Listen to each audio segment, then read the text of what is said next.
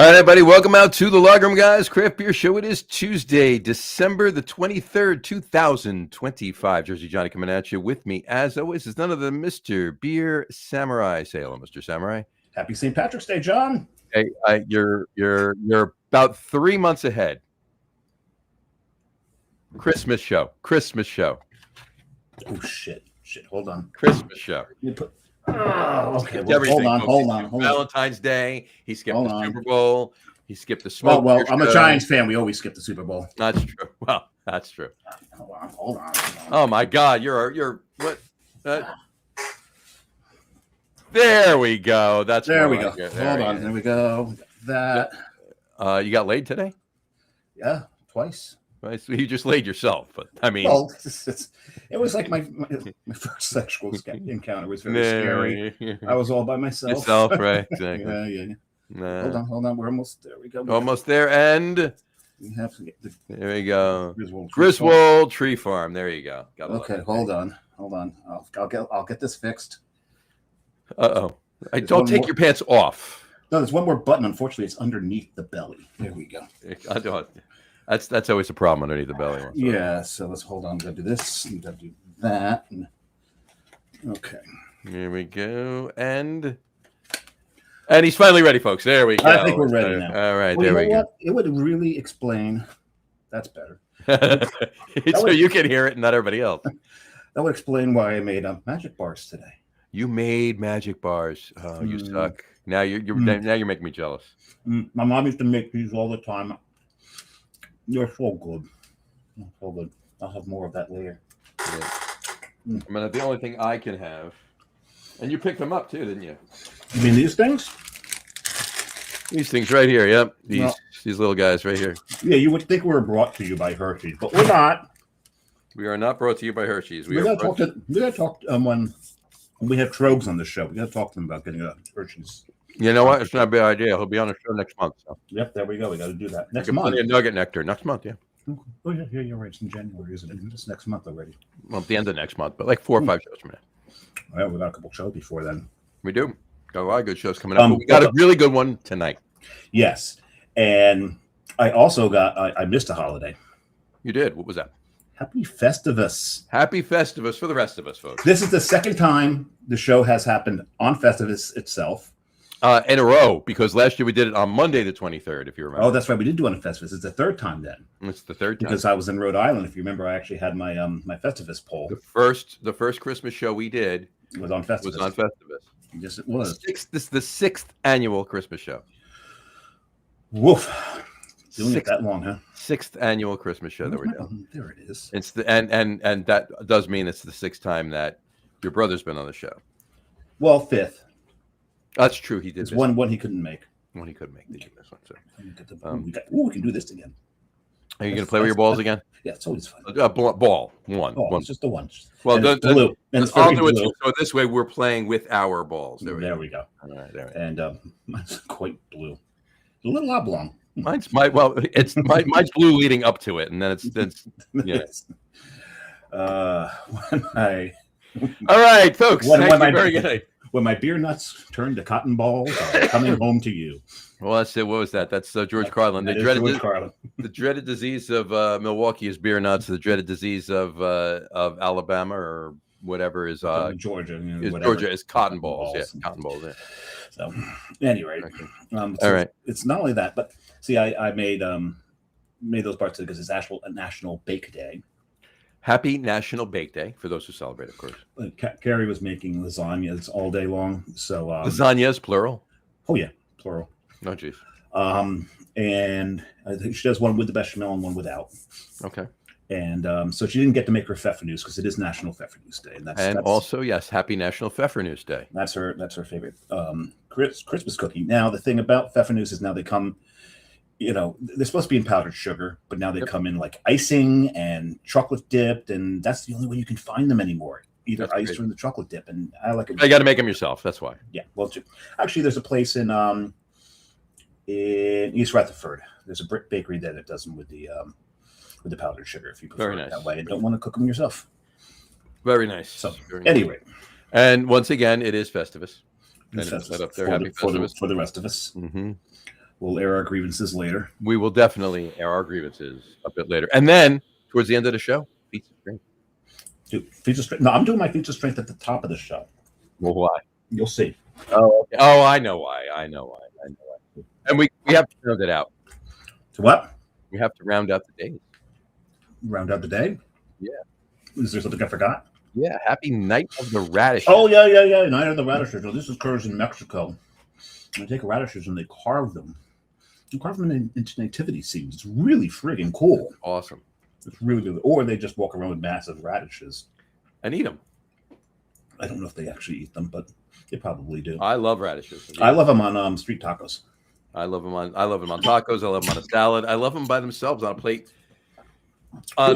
And this is something that my father did when I was a kid, and I've done it since. Anytime I have just a plate of pasta, especially raviolis, and that's all I'm eating or whatever, I just meat ravioli specifically. I put some sauce over them, little grated parm, and then I cut up about 3 radishes and put them all along the outside of the plate and salt them and eat them with that. It means nothing. It's something he did, and I love doing it. So that's weird. I do like pickled radishes, especially daikon. Oh yeah, daikon's great. Well, I'm thirsty. I am too. Mm-hmm. I'm going to have to lick some of it off the floor because I wasn't paying attention. I was actually, for a change, paying attention to you. I don't know why the fuck I would do that. Right at that moment. Yeah, why would you do that?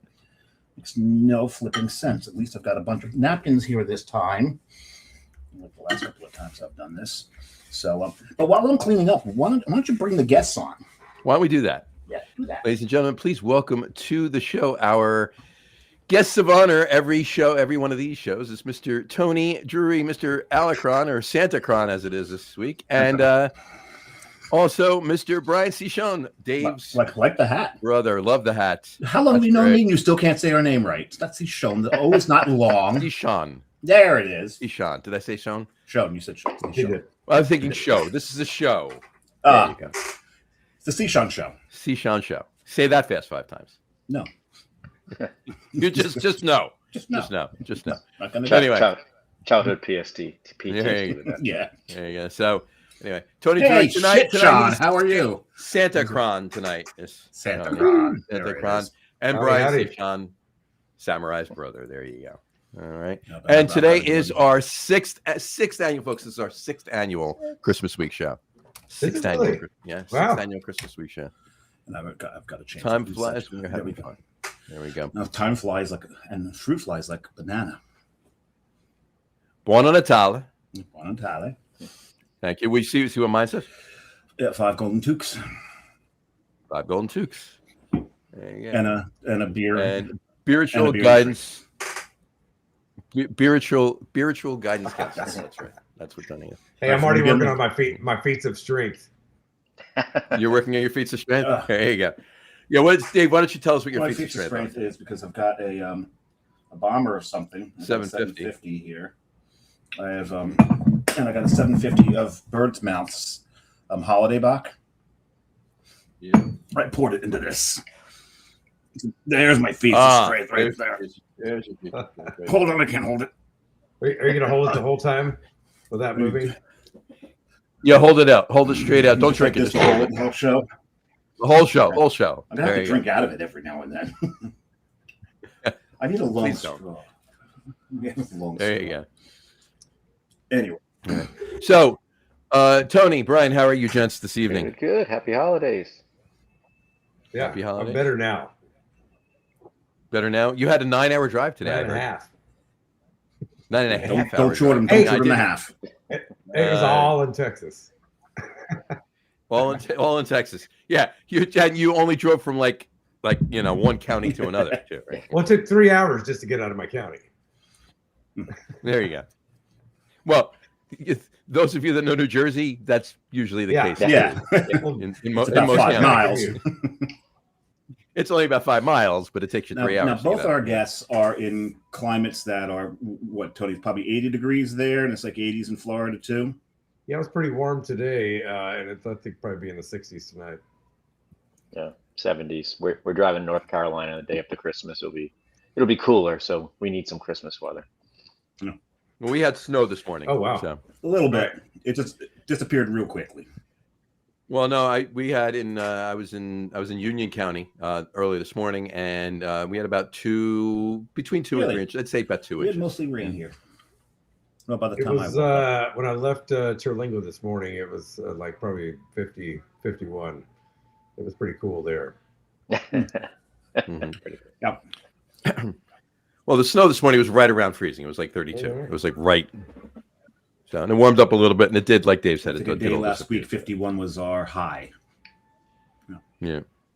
Nice. Yeah. A few days last week, it was there was a couple days last week where 21 was our high. I'm still sleeping outside. So, yeah. So am I, but Has nothing to do with the weather. Yeah. yeah, no, Yeah, Tony's Yeah. is by choice. I'm outdoors. I'm outdoors. I broke into this place to be able to do the show and get the Wi-Fi. Yeah, Exactly. And when we first started the show, you did it from outdoors. This is true. It's because I didn't have Wi-Fi in the apartment. There you go. So what is everyone else drinking? All right. Oh. So yes. Tony, what are you drinking first? Start us. Hans Pills. Hans Pills. Tony The old Hans standby. Pills. So freaking good. Such a good I drink. left my Yep. cooler and my Santa gear in Terlingua by accident, and that's why I stopped and bought these so I could be a little festive tonight. But I had to get There the you old go. standby beer, so I had a couple of cool ones. Got to get it out. And Dave did bring one Yes. back. From Nice. After Yeah, we got to So see thank each you. other this year. That was fun. that was awesome. Yes, you did. That was a couple days after my birthday, or the day after my birthday, I think, Yeah. something like that. So that was so cool, so cool. And I remember drinking. was I awesome. drank my Hans Pills on the deck of the cabin we were staying in. And while I believe it's while I was drinking it, is one of SpaceX's rockets re-entered the atmosphere at that time. That is a really cool thing to see. If you don't, at first, it's a little freaky to see until you realize what the hell it is. I have. Every time I see it, Oh no, I was just. I have a Good. very funny story to tell you guys about that. But before you Yeah. tell the story, I was going to say every single time I see one of the launches or see SpaceX on TV, I keep thinking of those. Those water blasters. No, I keep thinking of the scenes in Austin Powers where Johnson. Dick. What a look at that giant dick. What? Dick. And look, it's got a smooth shaft and it looks like a big Willie. Yeah. So my brother just poured Anyway. his. Yeah, Brian, what are you drinking? God, we That's if I got can a tell. classic from my time spent in Boston. Our winter Very, warmer. very nice. I'm joining you not in beer but in glass. I'll be drinking one beer out of that Nice. tonight. There we Oh go. yeah. The winter warmer A glass. little warmer. When that, The when that winter first warmer came out, glass. my brother and I would hunt it down. There was a place in Bricktown. That was by a Pathmark, right? Oh yeah. What was that a Pathmark liquor? No, what was it? Do you remember that liquor store that we get all our holiday beer at? It was right behind the Rustler. Oh, geez, the Rustler. Can't remember the name of the liquor store. But we get we get all of it there. Then when I moved north, and there's a place in Wayne that carried a lot of the imports and holidays. And that was beer Beer Emporium? Wine and Beverage Depot. No, it's a smaller one than that. Smaller Yeah, it than was Wine at and a- Beverage It was at Depot. a strip mall, the corner of a strip mall. Oh, geez. Yep, and before Wine and Beverage Depot, as a matter of fact. Gotcha.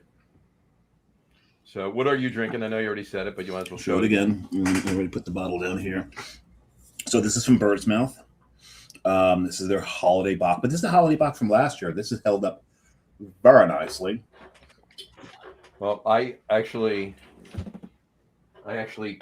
talked to Andy How's today, Andy doing? and I asked him if he brewed Holiday Box this year. He did not brew Holiday Box this year, and apparently he said it was a mistake because everybody's been asking him for Holiday It's a Box. good beer. It's a really good beer. But as I was telling my brother over text earlier, because my brother remembers the commissary at Fort Monmouth as well, and that's where that beer is brewed, is where that commissary used to be. And now we got Skinny Flowers on the campus as well. And eventually, Yep, and they were just on a show a few weeks ago. and eventually Netflix will break ground and start building there. So, and I did forget to put the crawl for Who you here, cares? but so there you No- go. I'll put that no up one really reads. quick. Only because I'm putting mine up, and I'm starting out with 21st Amendment Fireside Nice. Chat. Oh yeah. All right. Now there's a theme to my 3 beers Same. tonight. So at the end, after I open my 3rd beer, you guys can take a guess. I Dave know already what it knows is. what the theme is. Pardon me. So there you go. They're So all beers John likes. there you go. That's my theme. We're all wet. I kept it simple. I bet they're all beers. They're I'd all like. carbonated. So, and this head is really like it's Oh, staying. yeah. It's like I poured it like Yep. pretty tasty. Ooh, that's good. Managed to please it a little bit finally. I can actually drink this without getting a mustache. Pretty tasty. It did hold up. This is 2 years old, I believe. Well, they haven't made it in a couple of years, so it has to be 2 years. This is 2 years. It's 2023. They didn't make it last year, or I don't did think they? they did. I think that was the last I year don't they think made they it. did either. Yeah, I think that was it. Yeah. So 2 years old, and it's good though. I mean, it's a 7.5%, 7.9%. Wait a second, when you're you're starting off higher than I am? Well, I'm going 7.9, 7, and 8.3. Yeah, I'm finishing off at 13, so. Yeah, I know. So. I'm pretty And sure I do I'm have at it. 9. I did bring a 4th because these are all 12 ounces. I did bring a 4th with me just No, in my bad. case. I brought 2 each of my first 2, There you go. and then my third. And then your 9.5 third. hours on So the I'm road only makes drinking it 3 thirsty. beers, 5 of them. Yeah, that's true. Exactly. And Brian, word on the street says you have 7 beers lined up. For the I've got some bench beers. Yeah. show. All right. There I you go. actually drank a winter warmer before the show. There it's you already gone. And that was I thought we had a couple of them, but I drank the only one. So Gets you in the I fucked Christmas up, spirit for man. sure. I don't know what to say. Get you in the Christmas mood. There you go. All right. So I got one Christmas question I got to Okay. ask. All right. You see my shirt? Is this a Christmas movie or no? Yes, Nakatomi Plaza, 1988 Christmas Die Hard. party. First annual definitely a Christmas Christmas movie. Yeah, Die Hard. The star of the movie says it's not. His wife Yep. says it is. So by default, he's wrong. He's wrong. Oh, there you go. I got. Someone's got some rangoons. Nice. That's right. Nice, very nice. It became a Christmas movie for us a couple years ago. Bo got a skateboard, and I had this wonderful thought of I used to skateboard. It's like riding a bicycle. So went out into the road. Yeah. Different though. One Very, very one different. kick and face planted. And so yeah, sat there with ice pack on my nose watching Die Hard on Christmas Day. So Oh, your nose has seen some troubles. And why were you watching it on Christmas Day? Because they were showing it on Christmas Day. Because it's a Christmas movie. Exactly. Exactly. But I think Christmas it's really smart of his wife to come out and say, no, it is a Christmas movie. That way they keep having to play it, which means they're still getting paid and she's still making some money. Yeah. That's smart business on her part. Got to hand it to her. Very, very, very, very true. Very true. Very true. So anyway. Royalties. That's the word. Gotta love the Sure, royalties. Royalties. There you go. Gotta love the shirts. Anyway. Well, this is obviously a Christmas movie. It's called. Yeah, it's Griswold. Yeah, exactly. With a family truckster. We got a couple. Family Truckster. Yeah, well, Family Truckster was from the first one. Yes. But I mean, they had a station Yes. wagon in Christmas Vacation too, which I think nothing beats the first Vacation because I mean that started Right. it all, right? But Christmas Vacation But was I almost as much of a classic. I think Christmas. Yeah, I think Christmas Vacation kind of just edges It's one it of the out. few cases where the sequel was better than the original. Right. Well, the first sequel, European Vacation. I mean, there were parts that were okay, but that was all right. Anything that Eric Idle was in was fun. That's That was good. that's a good measuring stick right there. Yeah. There you go. Right. And then the fourth one was Vegas Vacation. That was- Unwatchable. Not good. Yeah, pretty much. Not good at all. That was too much. Just I love how stop. his niece and nephew, their roles were given to different actress and actor each time. Right. Very nice. It never. Yeah, the kids. Yeah. Cousin Eddie's kids. Which we call it. We got a couple of comments really quick. Mega Wing Pub is joining us. Says I'm down for St. Patrick's I'm Day. always down for St. Patrick's Day. That's what happened. Who is? And maybe this will I only brought green beers, Maybe that'll be my fourth one on the show. Yeah, there you go. I got to tell you, I've seen a run on Guinness during like everybody buying Christmas sales. Tons of Guinness being sold. Yeah. Is Guinness a Christmas beer? Yeah. Is Guinness a Christmas beer? Huh. They do have a Christmas pack on the 8-pack cans. Do they? They do have a Christmas. Yeah, it's a Christmas pack. So we just got toned out for a call in Terlingua.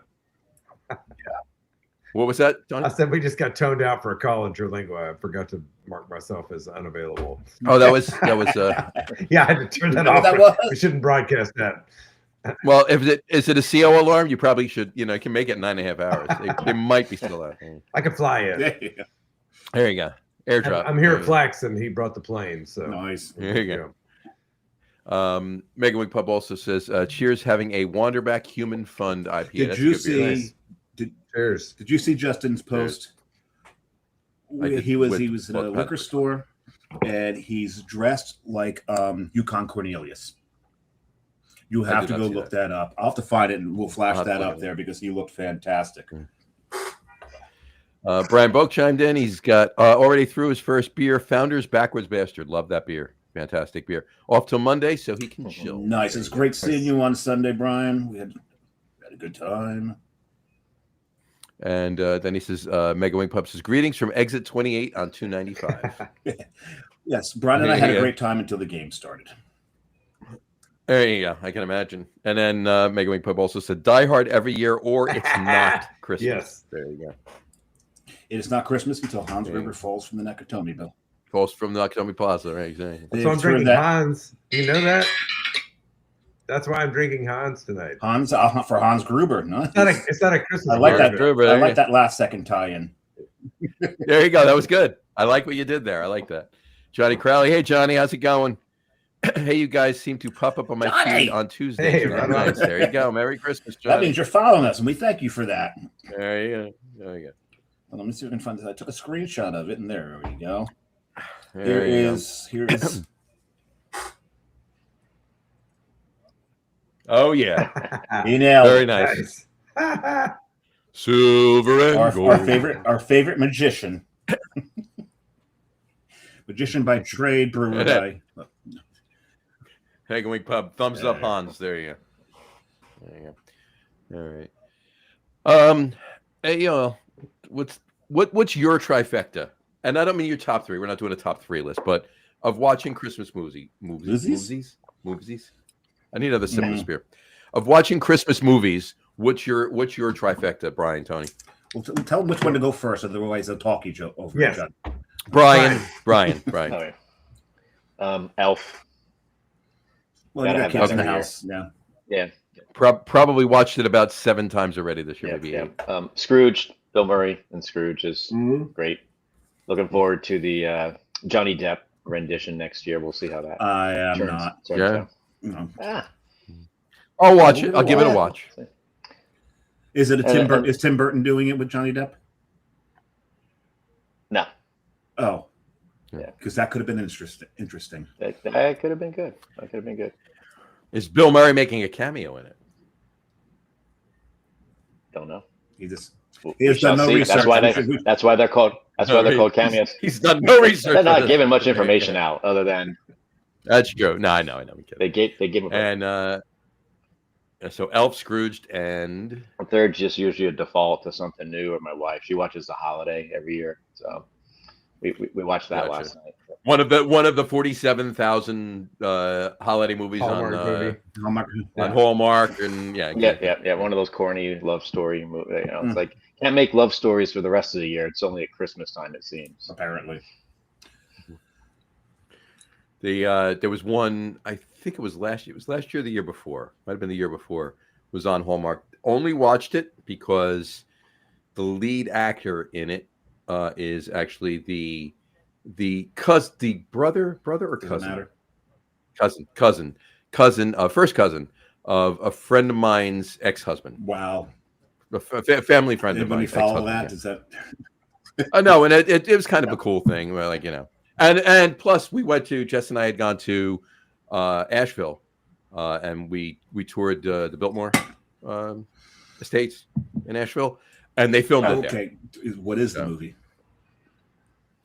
I don't even remember. All of that. Not It was memorable. 2 years ago. I don't remember. I was just telling you what the movie was, not the name of it. I'll find out what the name of it was. Tony, what is your I track? have to agree with Elf, a neoclassic, if I must say. Yes. That was definitely on my The list. thing about Elf is, And then Die Hard. I mean, duh.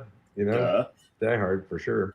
And then for a classic, I always like to watch It's a Wonderful Life. I've seen it more times than I've seen A Christmas Story. I don't even like watching A Christmas Story anymore. I'm kind of over that one. Yeah. Great flick, but It's a Wonderful Life. I really, I don't know. It makes me happy. The thing about Very Elf nice. is that Oh, it's called the Biltmore Christmas. There you go. There you go. How'd you forget that? Who knew? The thing about it is Bob Newhart, when he was sent the script, he had retired. He wasn't going to do any more movies, and he read it. He understood immediately that it was going to be a classic, and he's like, I told his wife, I want to do this movie, and she read the script. She said, "You need to do this movie," and that's why he did the movie. That's why it's his last movie. He knew exactly what that movie was going to be. So kudos to him. But that's not on my 3, though. So what's your 3? I need to watch Rudolph every year. Have to. You need to. Because the thing is, when we were kids, the very first Christmas special that played that year, every year when we were kids, was Rudolph on CBS. That was first, then Charlie Brown, and then everything else followed in whatever order. Didn't matter. Christmas time is here. Yeah, that's the Grinch. And then the Grinch was in there somewhere. But at any rate, so that's one of them. This, you're a mean one. Christmas Vacation, Harper Van. That's got to watch that at some point.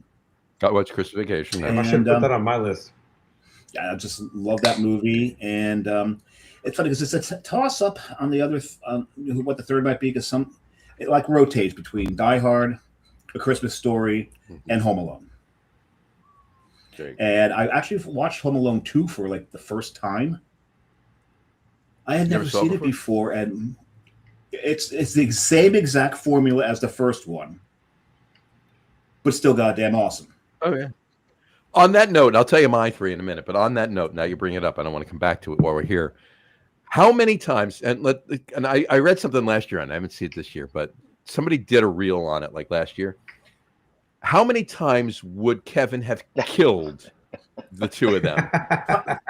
Like, the fact that they survived any of those things Well, is the great thing miraculous. about the falls, the stuntmen purposely threw themselves as high as they could to really make the falls look even extra special, to the point they'd hit the ground so hard that the people were filming would be like, they'd freeze because they thought they were hurt. It got to the point that anytime that a stuntman overblows a fall like that, it's called a Home Alone because of what they did. That's pretty funny. But I mean, obviously this is not the case, but if everything he did, if that movie was real, right? The first thing they did, he would have killed them. Well, setting Pesci's head on fire was not the first thing. The first thing he did was him falling down the stairs. Right. Could have broken his back. Yeah. And he got up and just ran back up again and fell again. Beating to the nuts is not going to kill you. I can attest. I can attest to that. Some of the things. Well, there you go. Brian, what did you do? He's got 2 other siblings too. Actually, yeah, like Sarah would ever shoot a gun. Well, she would now. Back then, she wouldn't. We won't even talk about Hauke. But no. It was big surprise. That was Ian. No, but my brother knows. Beer first. I was waiting for him to react. But what I was going to say, though, no, seriously, in Home Alone 2 you just watched, right? When what's this? Not Joe Pesci, the other one, Daniel Stern. Was it Daniel Stern? When he's in the basement and he's tugging on the rope and he jumps up and he pulls it and the 100-pound bag of cement, it's going to break his neck right there. He's done. I mean. And no, it just breaks over his face, and he's got concrete dust on his face, and that's all that happens. I'm full of all kinds of information about these movies now. When they put the tarantula on Daniel Stern, he agreed to do it once, and the trainer said, "Don't scream. If you scream, you may startle the tarantula, and he may bite you." So what you see is Daniel Stern silent screaming, and then they dubbed his scream over it afterwards. It's done perfectly. It's seamless. You wouldn't know it, but that's what wound up happening. He's silent screaming. So they did ADR to get his the scream in there. I had to catch up on a couple of comments. Johnny Crowley said, "I got to open a beer now." We're sorry. He said, "Not wish we could send pics." There you go. Absolutely. Send if you send a pic to my private Facebook, I'll post it up for you there. We'll show. Yeah, we could do that. Yeah. 4 Christmases, LOL, he said. We were talking about that. At the time, Brian Boak said his 3 are... Oh, he's very old. Very old school.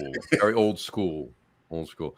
March of the Wooden Soldiers, A Christmas Story, and Rudolph the Red-Nosed Reindeer. He's got 2. I must be very old, too, because we've got 2 of 3 in common. You got 2 of the same thing, exactly. Johnny Crowley said, "Wonderful Life, yes." And Brian said, same thing, "Wonderful Life, yes." Mega Wing Pub said, "Miracle on 30 something." 34th. It's a miracle on 3rd or 4th Street. 3rd or 4th. 3rd or 4th Street. Actually, when I went, Doug Smith said, "Yeah, no." When I went to New York for my 50th, we stayed on 34th Street, and the miracle we made it out of there. Miracle on. So upset that Dave and I couldn't get up there to see you guys. You were there for like a day, right? Wow, for 69 hours. 69 hours. There you go. It's a miracle you survived. Doug Smith. Exactly. Correct. Doug Smith, a very Merry Christmas to you all. Cheers. Doug, Merry Christmas to you. Doug, you like my tiki gear that I've got going here? Doug, you son of a bitch, you got me into tiki. And Rod J, cheers, fellas. Merry Christmas. Cheers, Rod. Merry Christmas to you. As always, absolutely. Yeah, filthy animal. All right, my 3, yeah. I gotta concur with you on Rudolph the Red-Nosed Reindeer. I just have to. It's not, there's my trifecta. I could list 40 movies, right? But it's got to be Rudolph the Red-Nosed Reindeer. Because it's a great story about how people suck and treat you like shit until they actually need you for something. Yeah. Exactly. Right. Like It's a Wonderful Life. It's a big life. Exactly. Behind that. That's the whole thing. That's the whole thing. Now, in second place, it's got to be this number 2. It's got to be like a tie between 39 other movies. No, I'm kidding.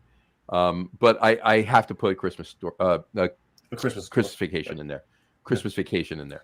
And then my number 1 is Christmas Story. I'll just because it's fragile. Like fragile. Fragile. And in my front window, in our kitchen window in the front of the house right now, there's a leg lamp. So. My friends that I'm staying with here at the Flack Farm, they just put one up in their house at Terlingua. So did they? It came in a box that Fragile. That is awesome. When I lived and worked in Rhode Island, the campus that I was on, there was a lot of CVS buildings. One of the CVS buildings at the parking lot level had one of their big conference rooms, and in the window of that conference room was a full-size leg lamp.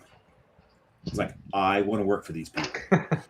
I want to work for these people. Absolutely. There's me putting my hand up the leg lamp. Hold on. That's in the front window of the Christmas Story house in Cleveland. Right there. I want to find you a photo, too. The most... Oh, my God. Oh, Jesus. That's awesome. I just saw a couple pictures that Tony just sent us. Those are amazing. Yeah, I got to put a couple of those up. Johnny Crowley just said, "You guys rock." Cheers, boys. Cheers, Johnny. You rock too. Thank you. Absolutely. Oh, that's right. Mega. Yeah, let's see. Okay, let me see if I can find Johnny on Facebook so he can get my thing here. So yeah, Josh posted this. Said, only one thing in the world could have dragged me away from the soft glow of electric sex gleaming in the window. There you go. I got a story for you after you showed that too. Oh, it's great. There it is. There it is, right there. Nice. Desert leg lamp. So I got a.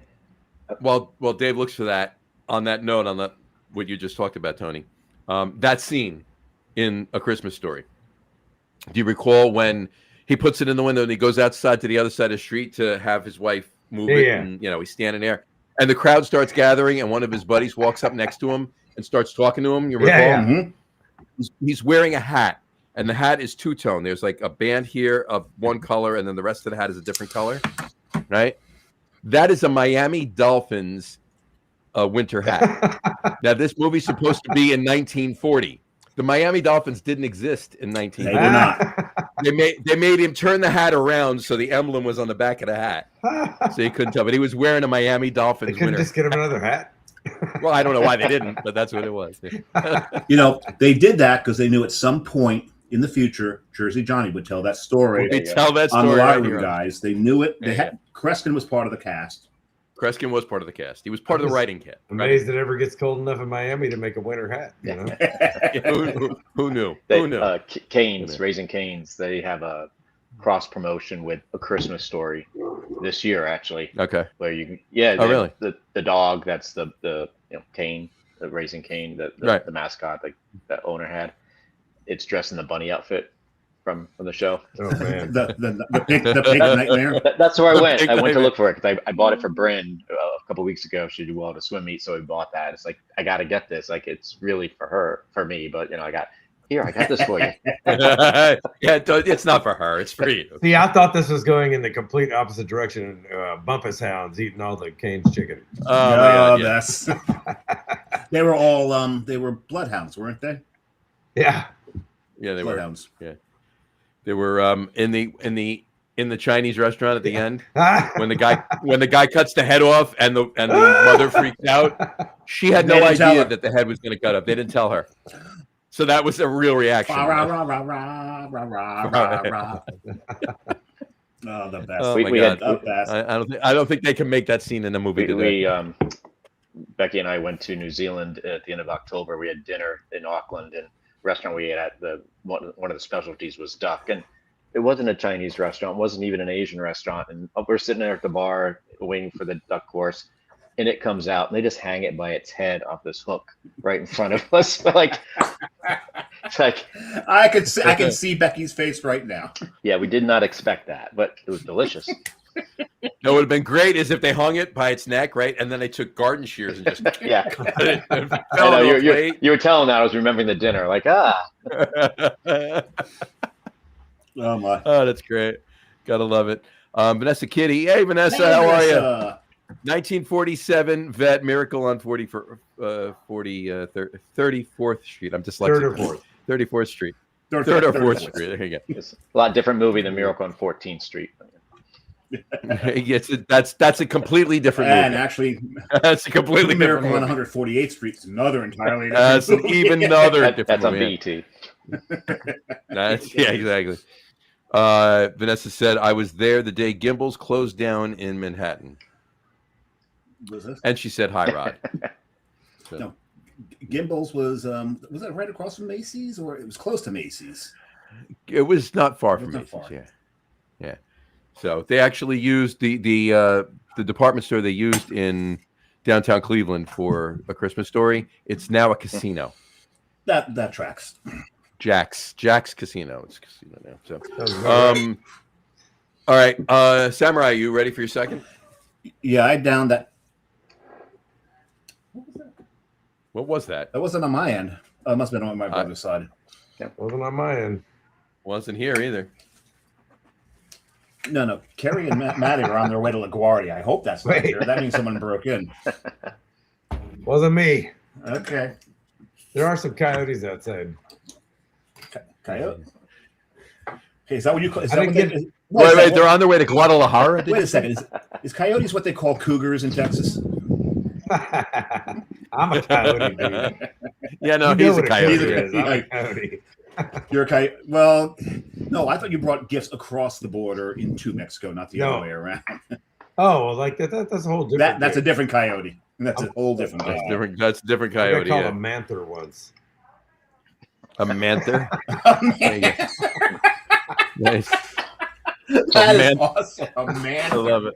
I mean, Gotta I don't love know it. that I am, but I got called that once. So Hey, if you get called it, you are. So congrats. that's fair. I'll take it. Exactly. I was gonna say that I almost started the show because the last time I saw Tony, but I wanted to do the whole St. Patrick's Day thing. I almost wore this on the top of the show. You got that from a vending machine. I got it from a fucking vending machine at a brewery. And when I met Tony, I actually surprised him wearing that. And I wasn't even all that surprised. I mean, I was No, you were not I would expecting imagine it, you but it wouldn't have was been. not all that surprising. Are you trying to read that, David? Yeah, women have questions. The bulldog has answers. Does the size of the penis matter? And you can't read the whole thing there. It says yeah. It says yes.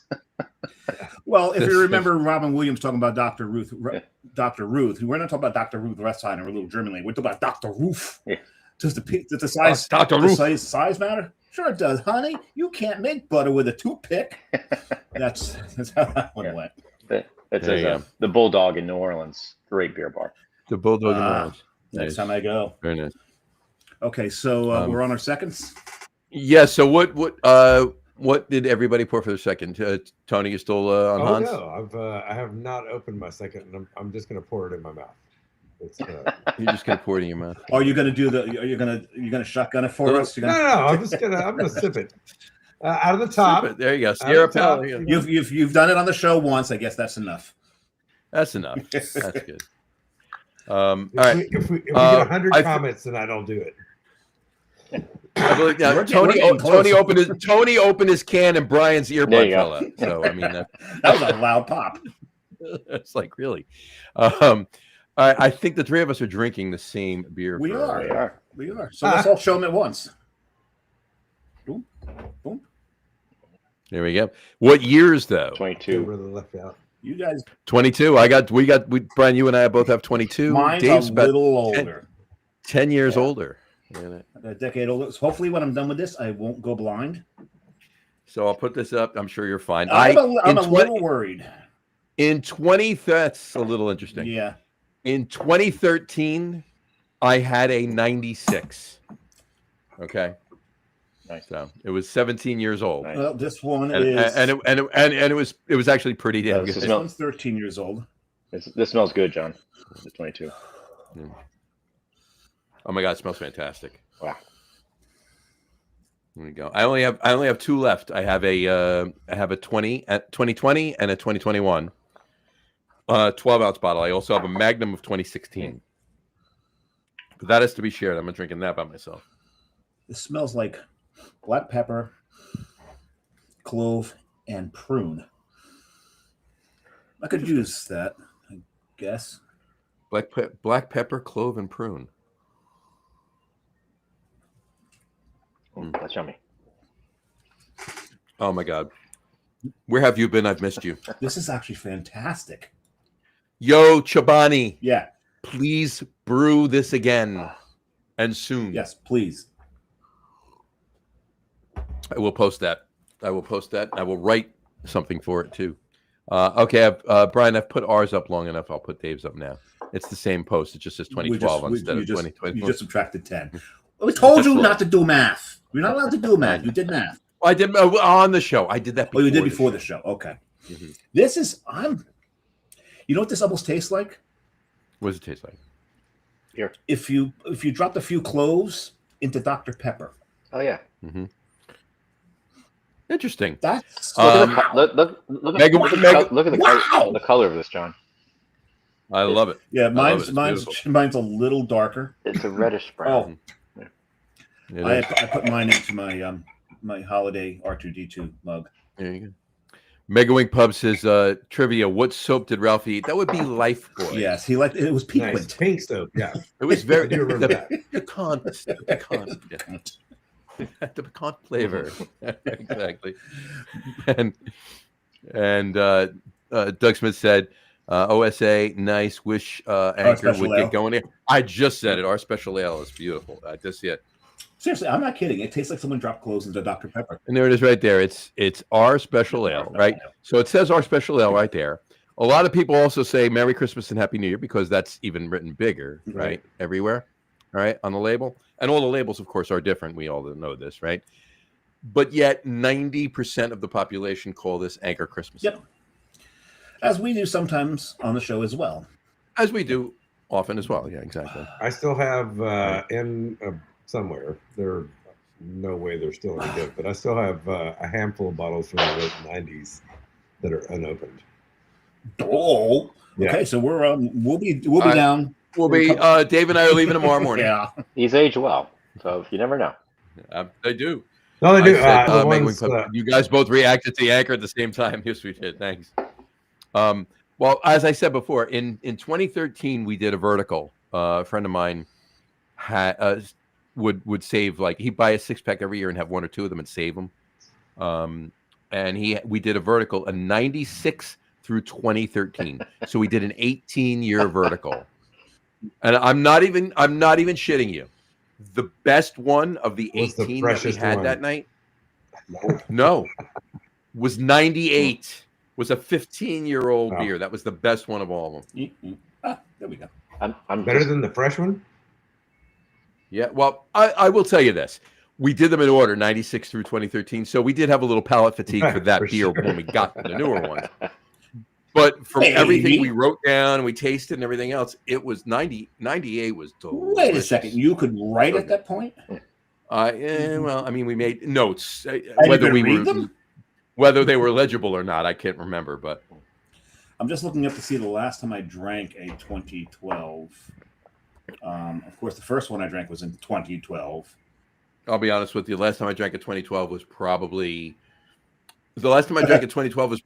at that 2013 share, because I didn't have 2012. I finished all of my.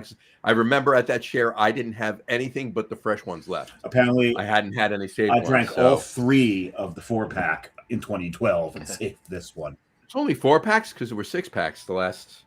Well, I've only last checked it couple in years 3 were times, 6-packs. so I must have given. What were you checking? What were you checking on? Untapped. Yeah, I heard they started. They added Coca-Cola products and a bunch of NA stuff, and it hit everybody in a tizzy. All right, now we want to digress from to Tony's point. I'm gonna show this really quick here. People were writing for Coca-Cola and Sprite and out of protest. Oh, everything's getting now 0.5. Yeah. All right, hold on. I want to show this really quick. I just put Anchor in the search field. Now it used to say in the search field, it used to say beer, brewery, venue. Those were your Not 3 anymore. choices of what you want to search: beer, brewery, venue. Now it says drink, producer, place. Yep. Man. All right, you're idiot. You didn't have to change venue, frankly, but Yeah, what a There venue? was too many people didn't know what it meant. all the people that are just so brain dead from drinking all that high fructose corn syrup. Yes. Well, no, but Tony's right. There's NAs on there now. There's THCs on there now. Oh, that makes James happy. You could check into THCs. Yeah, absolutely. It's, Brian Boak just said, hold on. He said he has a 1995 bomber bottle. Okay.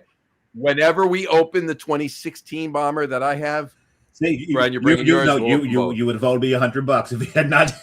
But I knew you were right. You knew it was going to. I said next year's I texted my brother. I said, I will bet you 2026. $100 that John brings up his bomber of Anchor it's the 3rd time I've mentioned it so far. on this show.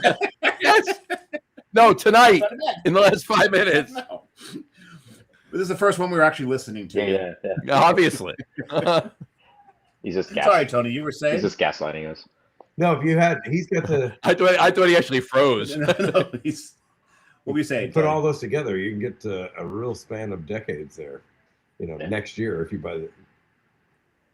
Oh, Like yeah. it's- Yeah, it you're won't not be wrong. like Well, next after I just finished my last 2012, I do have a 2013.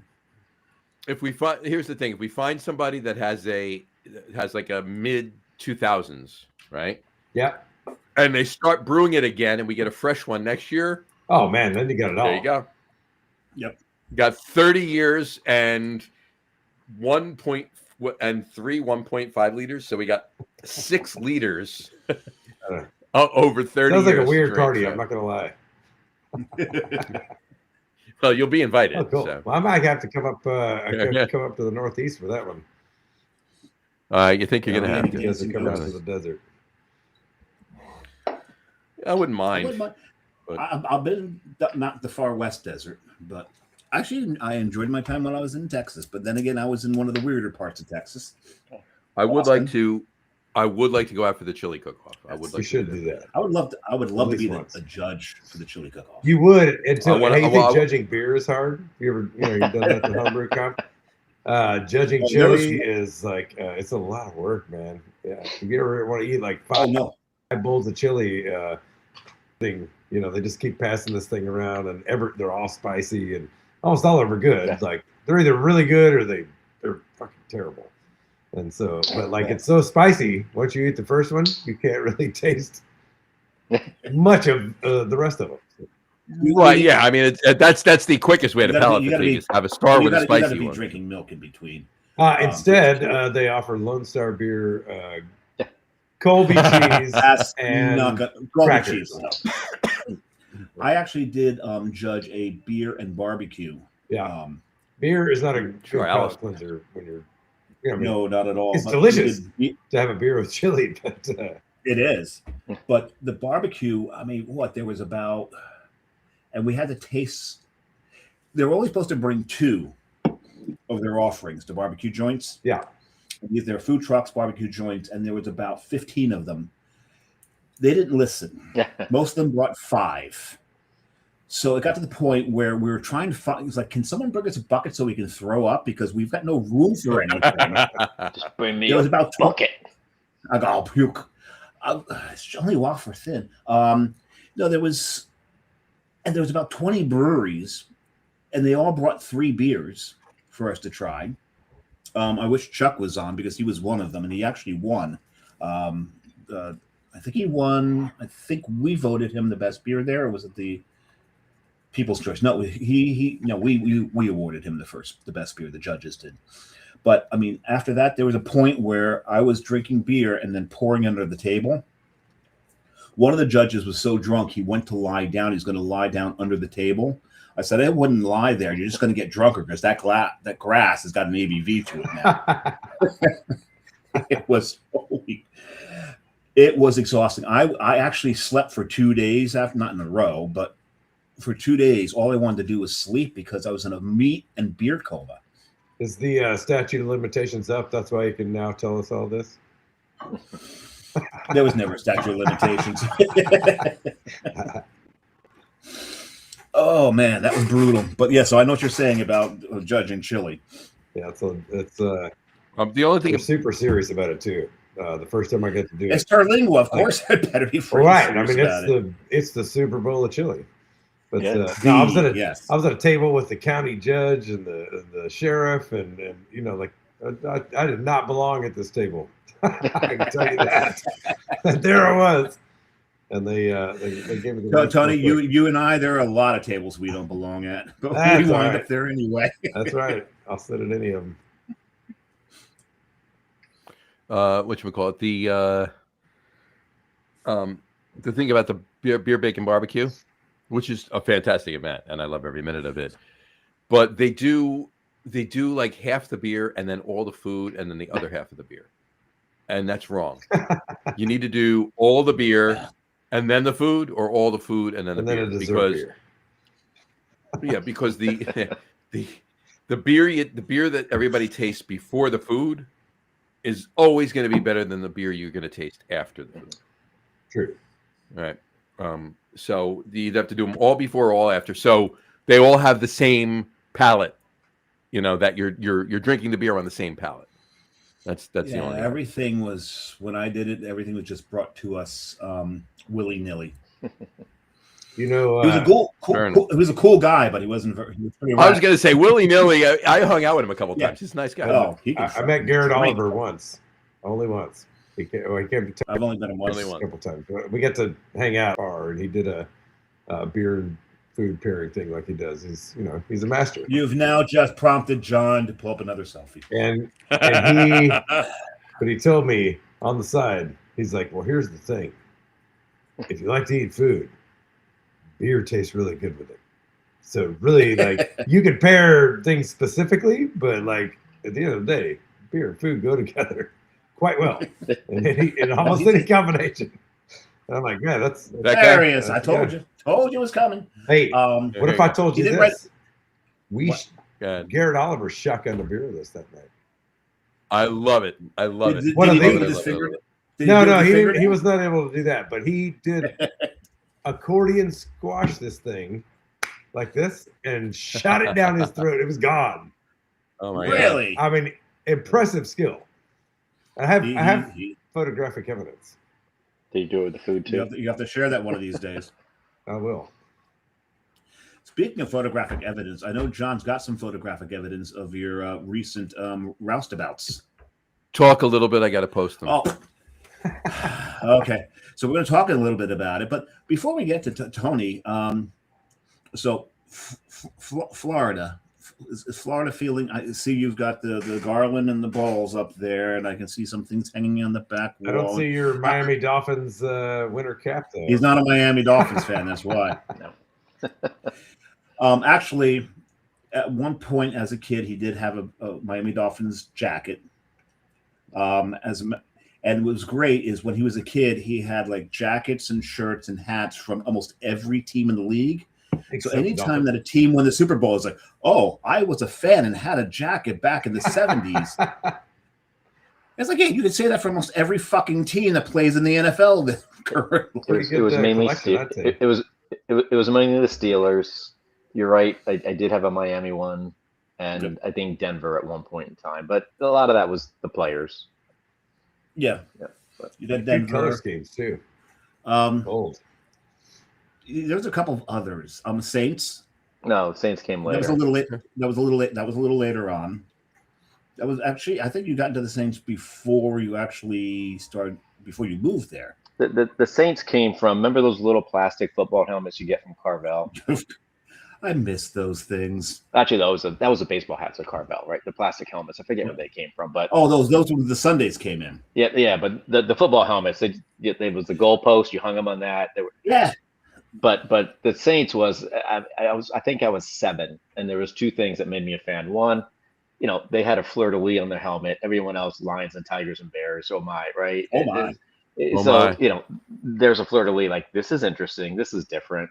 And I was a big, as you know, Guinness Book of World Record fan, and Tony Dempsey, and the half a foot and the 64-yard field goal at the time, was the world record. So I was like, this is a team, right? And they were underdogs, right? Because to your point, to that, you like players, and it was always the winning team. Like, all right, well, let me root for this team that's wearing grocery sacks over their faces, right? So the Aints, they were called the Aints back then. The Aints, the Guinness Book of World Record. So the Guinness Brewery, the people that ran the Guinness Brewery, they put out the Guinness Book of World Records to try to quell all the fights in bars.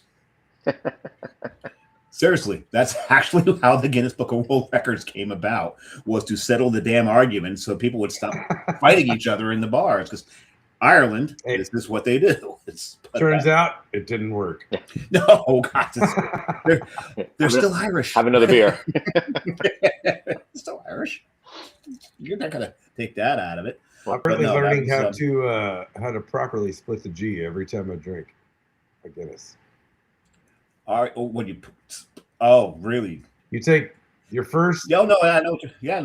Explain to everybody what splitting the G is. Well, once you get your pint, pint, it's not a sexual term. People, get your mind out of the gutter. You can take as many gulps as you want. But your first sip, kudos. And when you put it down, you split the G on the Guinness glass in half. That's what it is. You've got to know in that first chug how much to drink get that, to split that cheek. I'm calibrating.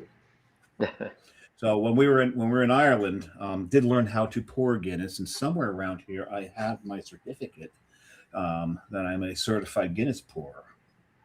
Man, That's I went to the Heineken brewery in Amsterdam back in September, and in the bar, you know, like everybody gets the beer tokens, and it's not the brewery, it's the Heineken experience, and it was worth going. yes. Everybody gave me a hard time about wanting to go, and I go, man, when you guys were at Terlingua, you're drinking Lone Star beer. It's literally the same thing. I don't want to hear it. Like, we're going tomorrow. And so we did. But at that bar, just Heineken after Heineken, and they just got a little chapper, and they're just knocking the head off. It was amazing. It's, When we were in Amsterdam, we went to the New Amsterdam restaurant. Yeah.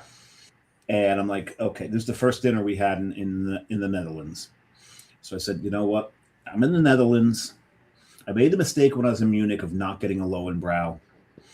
Should have probably gotten one while I was there, but here it sucks. So I ordered a Heineken. Took one sip of that Heineken and went, Toto, we're not in Kansas anymore. Holy crap. Heineken in the Netherlands is a world-class fucking beer. Here, it's skunked. It's awful in the United States. In the Netherlands, that beer, every place we went after that, I didn't care except for we went to Brewery Tige, but other than that, every place we went, I wanted a goddamn Heineken. As long as I was in Amsterdam, I was drinking a Heineken. It's so good there. It is so damn good. And all the beer nerds are going, what are you talking about, Sam? We're like, no, go there, drink it, and then I defy you to not tell me that's not a world-class beer when you're drinking it there. And there you go. I didn't know. I learned that they were the first beer imported into the United States post-Prohibition, and they were ready. That was probably the best fact I learned on that tour. they had plenty of green bottles. No, yeah, they had already been stockpiling it stateside and waiting for that to happen. And they're still sending that stockpile over here, apparently. Yeah, they're still pulling from it. Still sending it.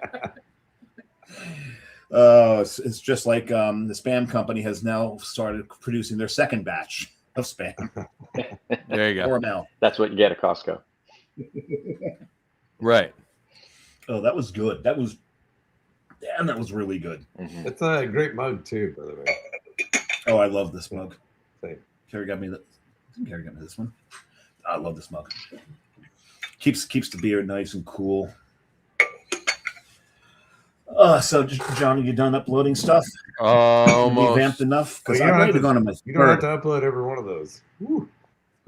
Well, I I am, sent you a couple. and I'm almost done. I'm gonna go grab my beer. You guys. My brother's going to go run off, get his Yeah, third beer. grab his beer. There I'm you going to go. open my third one because I'm going to have to sip this one a little bit. It's a little higher ABV. I've still got I got about half of this one. Let's see what we got here.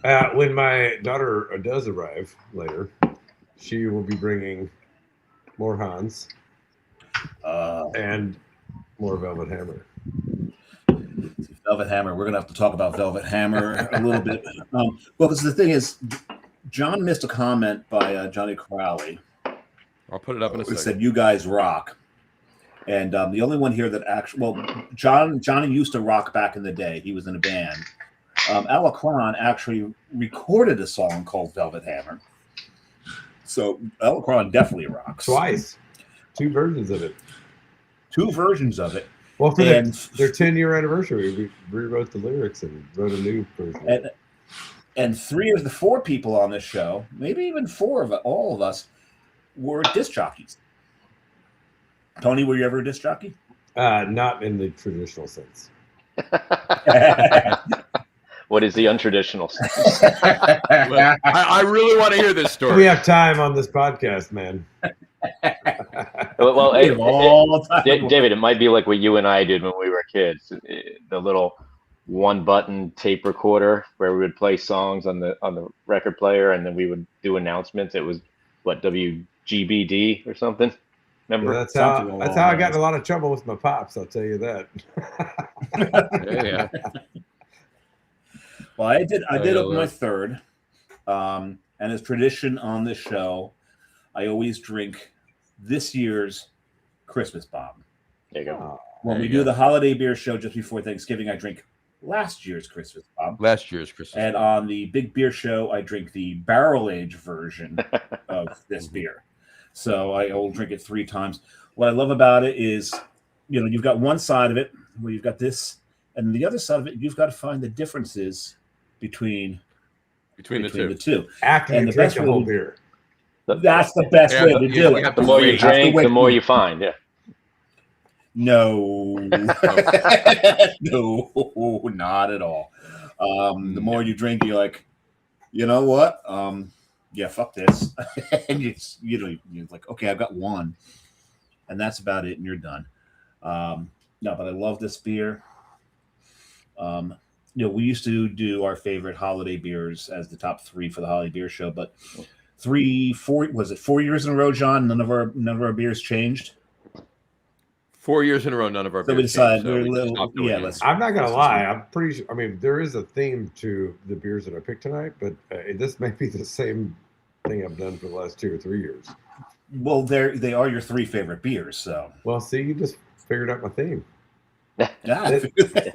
Well, I mean, that shouldn't have been hard, but also this is right. Not only they're my favorite beers, but they're like a real taste of home. And like to get here to this place where I've celebrated Christmas more than anywhere else, and the fridge is full of these 3, it makes me happy.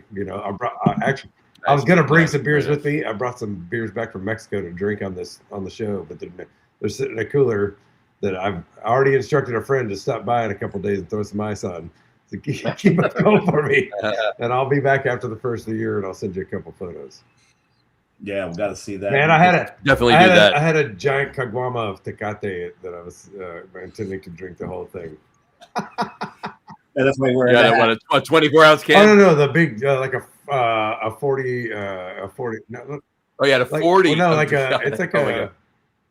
I don't even know how many milliliters it is. I mean, I can walk downstairs and get a 40 of Ducati. But this is the Mexican bottle that if I took back, they would actually give me money for. Oh, see, mine would be. I brought it all the way over from Chihuahua, man. Chihuahua? I left it in the desert. Oh. Chihuahua. So now I'm drinking my 3 favorite beers. The fridge was stocked with, and that's so. I'm home for the holidays, y'all. All right, so I forgot my. I was remiss to put that up. There's the Christmas bomb. There you go. Tony, just so you know, we're a quarter way to 100. We've got 25 posts, so 75 more, and Tony will shotgun a can of beer on this. I have saved a can for it. Oh no, we've got 4 more up there. All right, keep me posted. I'll do it. Brian Bogue actually commented, third beer, Lost Colony Mateo Porter. Did you have any of that on Sunday? No, I didn't, but he did give me. Is this a Lost Colony? No, because he forgot that I was coming. I had told him, but he did give me a can to bring home with me from. Is this a Lost Colony? It is a Lost Colony. It's their Halloween beer. So. The Hollow, very nice. I'm looking forward to that one. Yeah, a nice head on this can. Woo. There's a nice head on that can. I like nice head in a nice can. I mean, yeah. There you go, Panacolas. There you go. Yeah, Mega Wing Pub Heineken had to be Yeah, there. you have. Yeah. Trust me, Mega Wings. Trust me on that one. Mike Dolan, Merry Christmas, man. Mike, Merry Christmas, Mike. Awesome. I got to slow down drinking. Mike, if you're in Jersey tomorrow, stop by. I'll be at 05. Come by. We'll have a beer. At Mega Wing Pub, I was a radio DJ too. WZZD Philadelphia. There you go. The Wizard. ZZD, the Wizard. It's better than the Wiz. I love DJ. It's whizzed. Whiz. Because that's what they put on their cheesesteak. Whiz. Yeah, they whizzed. Yeah, they whizzed on their cheesesteak. Cheese whiz. We're not getting. I like Wizard better. I like pretty good though. It's very possible it means whiz because of the cheesesteak, not wizard. 100% it means whiz because of the cheesesteak. Hey, do you ever take screenshots of this? Like, I want this to be my cover photo. Absolutely, I'll do it right now. Everybody, put your glass up. Cheers. Give a toast. I can't. I can. I can do that.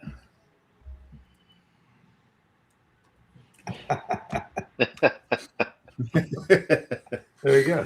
There you go. Got it. Nice. I'll send it to you, Tony. You guys, so my you guys brother- are looking mighty fine. I just, I don't know. Thank you. I've my felt, brother, my Thank brother, you very much. you look. What- I might delete it later. There you go. Mike Dolan said, in Clifton all day cooking, but we'll be thinking of all of you. I figured you'd be busy. It's Christmas Eve. I just figured I'd put that I out hope there. you're not thinking of all of us, Mike. That's just pretty There weird. you go. Brian, what'd you pour? But you got to stop by soon. We got to have a holiday beer at some point. So give me a call. That's We'll very figure it out. pink. Brick City Bluish Christmas. Bluish Christmas. Yeah, I asked him, like, how the hell did you get that? What the? Dumb luck. Total How'd you wine. get that in Florida? Total Wine had it, huh? He will have ruts in our honor. Thank you, Mike. Appreciate it. Thank you for that. You know, It's in been a while since I've the had in the one. years of my youth, we would always go back to Tennessee for Christmas, where my parents were from, and I would always know it was Christmas. We'd cross the bridge over the Mississippi there in Memphis, and pick up this radio station in Memphis that played all Elvis Christmas songs like for 48 hours. And when I mean, like, Blue Christmas is my favorite Christmas song of all time, and to hear Elvis singing that, that's how I knew it was Christmas. And I know why it's my brother's favorite Without because you. it reminds him of our grandmother. Right? Because she. Do you remember that I played that? No, for you last she year? didn't. We had She didn't like that song. no, she did, but that got played because we had that middle bedroom between our grandfather's office and my bedroom, and Yep. our grandfather did Howell Youth Organization dances when he was younger. Yeah. So we had a whole wall of albums. Those were mainly from garage sales, so they would just buy whatever. And as a kid, I would just go in there and pull out whatever. And that's where I discovered the Elvis Presley Christmas album. And it was the one that was It's amazing. gatefold with the pictures. Yeah. But, you know, I'm like, what is this? This is cool, right? It was textured and everything. Like, let's listen to, and from that day on, like, Blue Christmas was a standout. I mean, it's a great album. All Holy of it. shit. Granddad was a disc jockey. Man, we That got never a even theme occurred to going me. on He was a here. fucking disc jockey. It just now He it wasn't came. just a disc jockey. He was a fucking disc jockey. Fucking That's right. A word he never used in his life. There you go. no. That But you know of. Disc jockey? He played. No. He played I records at the guarantee- Howell Youth Organization. Yeah. Alright. He never used the term. You're right. Put it this way: in World War II, he was very, very popular with all of his buddies because he didn't drink, so they'd get his drink rations. Fair enough. That's So- one way to do It it. is. He didn't drink. He didn't curse. He gambled. That was his one sin, was gambling. But my brother and I were in casinos when we were young. But he kept a bottle of blackberry brandy in the stereo cabinet. You know, like the traditional. You slide the door open and you know, it was a pretty label. So when I was a kid, I'm like, what is that? What is that? Finally, one year, I don't know how old I was. He's like, you want to try it? I'm like, yeah. Right. So it reminds me of the King of the Hill episode where, you know, Bobby wants to smoke. Right. He's like, all right, well, here you go. I drank it. I swear I did not drink again until I was 22. Whole glass of blackberry brandy. No, love it. thank you. Bullshit. and look at you you drank in now. college. Yeah. You drank my freshman year in college. You drank. I don't want to hear it. 20. Oh, those are blue whales. They don't count. Yeah. Blue whales. You were drinking blue whales. Yes. If you saw his Halloween costume that year, you'd understand. All right, fair enough. Well, that was just to get into a party. I don't want to know what kind of party you had to try to get into to dress like that. Oh, that was Jennifer and Laura's party. Jennifer and Laura's party. They were across the hall and down 3. Fair enough. That explains it Put all. it this way, yeah. Put it this way, he made most of the girls on the floor jealous because he looked better than them. Oh my God. Let's put it that way. If we're going to get into a conversation about, well, never mind. About cross-dressing. Yeah, have another beer, John, and let's hear it. Girls in college. Jess is out of the house. No. Oh. Then I suggest you speak softly. Yeah. That's why you stopped. Yes. He not dumb that much. I kid. So Or what do open? I know what you're opening there. You do. I do. You do. I do. Are you done anally cleaning the top of that? Yeah, can? no, I am. I just want to make sure because this is. Hey, I'm pretty. This is not sell it for a while. This. I got a. Go ahead, Tony. I got a video of Mexico of a dog pissing on a stack of beer. So definitely do that. It was Okay. Well, don't show Johnny that. This is very big to me because this is the last time, unless they. Well, I won't say Miraculous. I won't say why that first one. I'll say that in a minute. I need to get this. But unless I can score some more of this, it's the last one that there is, as far as I'm aware. So we pour it first. And That you have, or on the face of the planet? Last of its kind, or your last one? All right. So have you figured out? Well, here I'll just show it before I pour it. It is Avery Old Jubilation. Okay, so he started off with 21st Amendments, Fireside Chat, Right. then Anchor, our special ale, and now he's got Avery's Old Jubilation. So These are all Christmas beers that have been available since the 90s. wrong. Well, no. Yes, correct. He's but that's right. not the However, thing. That's not the actually, this has been available since the 70s, but yes. Well, right, but I mean, like at least since the 90s, right? Yeah. No, there's something more important that ties them together. More important and sad. Oh. All three of these beers no longer exist. No longer produced. 21st Amendment has closed. Yep. Correct. So Fireside Chat. Well, they still exist. We just drank them, and they'll exist again when you break the seal. Well, this is true, right? True. Anchor has closed. So, and Anchor Christmas, our special ale, has ceased being brewed. And Avery still exists. However, San Miguel bought Avery, and they cut production way back. They only brew. I mean, Avery was brewing 50 different beers a year. They only brew 10. Now they're brewing 10 core beers, White Rascal, all of that stuff. They're not brewing Old Jubilation anymore. San Miguel bought Avery specifically to brew, because they own Founders too, specifically to use that facility to brew Founders All Day IPA. To brew more Founders All Day IPA. Yeah. And beer and the business of beer are two different things. Yep. Yes, it 100%. is. And the fact that one of the beers that they're continuing is White Rascal, which is probably my least favorite Avery beer. But apparently it sells, so they're going to continue to brew that. Because you said it's the business of beer. I will be right back, boys. Go for it. Yep. So Mega Winks, we got a couple. Yeah, we got a mega comment from. We Mega got a Winks. Mega Wink comment. Here we go. Where are we? Oh yeah, there we go. Right at the bottom. Yeah, just making sure I didn't miss any others. This just got personal and hugely entertaining. There you go. Especially considering it's at my brother's expense. There you go. Yeah, well, I have to take a sip of this because it's in a glass and it's there. I just need to. Oh my God. We did mention leave us alone. Leave us alone. Yeah, you give you a minute. You got your hand towel? I'm just wondering if he's. I'm sorry. He's splitting the G. Did we mention this in the show? We were talking. No, I don't think so. I was telling the story to somebody else. But freshman year in college, I need more of this. I got to find it, folks. Anybody? I'm putting this out into the ethers. Anybody knows of any Old Jubilation? I thought you needed a moment. I was going to try to fill your moment there, but no. Go back to but as usual, you finished real quick. Well, you know when you're that excited, it was just a moment. What was that, Hollywood Nights? Yeah. Did you come already? Yes, and it felt great. With Bob Wall. Bob Wall. Yeah. And the nanny. Mm-hmm. Fran Drescher. No, when we were in college. Laurie.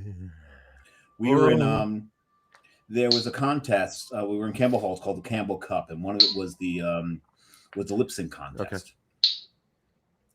And where all the other floors, like, sent maybe one or two people or maybe three to lip sync a particular song, we sent our whole fucking floor because we did "We Are the World." My brother, because he was the only person on the floor with a leather jacket, he got to be He got to be Danny Zuko. Oh, that was Bob something Dylan. else. That's something else. Dylan. He was Dylan because he had a leather jacket and a Jewish looking nose. Hey. Hey, you might read. I got to be Springsteen because I was the only person on the floor with a jean jacket. Because at that point, no one on the floor, including us, truly understood the connection to Bruce at that time. So it was just well, the two of you knew. No one else did. No, we actually didn't know the depth of it. No. We didn't even know. Then you didn't know? No, that wasn't. God, that was probably not until what, about 22 years ago? It was 2005. The video that you sent me from Madison Square Garden. Okay, so 20 years ago is when we understood the connection. Gotcha. But it was really kind of cool because we wound up winning every one of the contests in the Campbell Cup except for one, and that was the eating contest, the wing eating contest, and that's because I had to work that day. We all think that if I had been there, we probably would have won that too. But we swept it. We swept every other fucking event. There you go. That was a lot of fun. Gotta love it. This beer is I know you love this beer. I have to brew this beer. It's the only way I'm going to be able to drink it. I have to brew it. Yeah. What holiday spice? What holiday spices do they use in that? Well, it's not just the holiday spicing. I mean, there's the typical holiday spicing in it, but it's an old ale. It's not a winter warmer. That's the difference.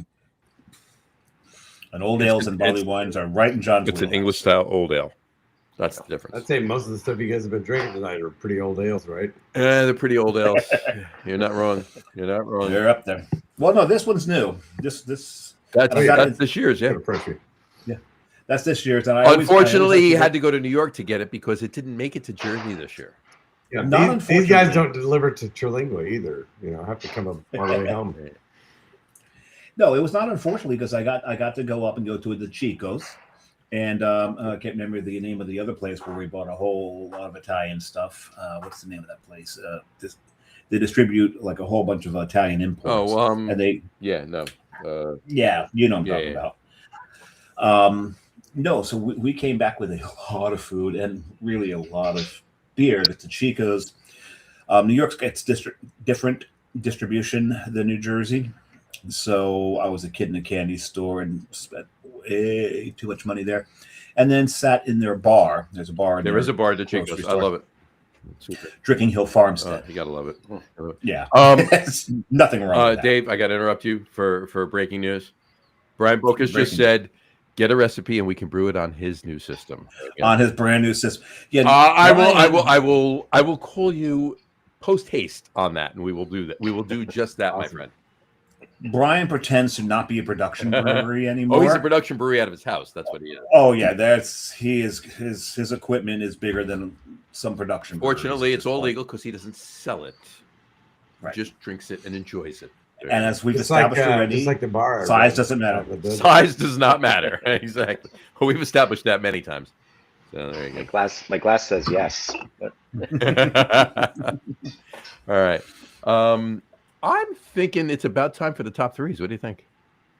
Yeah, let's the do top it. threes. My daughter has arrived. She said hello to everybody. Hey, I forgot your daughter's name, Tony. I feel awful. Sierra Grace. Sierra, yeah. She's in her senior year at A&M. She just made it in for College Station.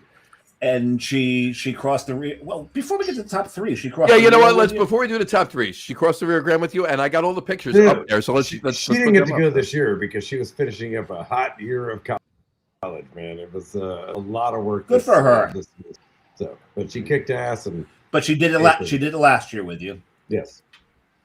Yep. So I'm gonna put these up in no order. I got them all up there, but I'm gonna put them up in the order that they populated on the screen. So. Fair enough. Put them up in that order. So I'll put them up. You talk about it. There you go. So these three people. I love the fact that you're wearing your fire boots. That's great. In the middle there, that's me, obviously. But the guy on the right, Santa Cron. is Marcos Paredes. He's the guy that started the whole Santa thing back after 9/11, right after 9/11. On the right of the screen or your right? On the right of the screen, on my left in the photo. There And then the guy on the other side in the park uniform was the guy that took it over in the interim between Marcos and I.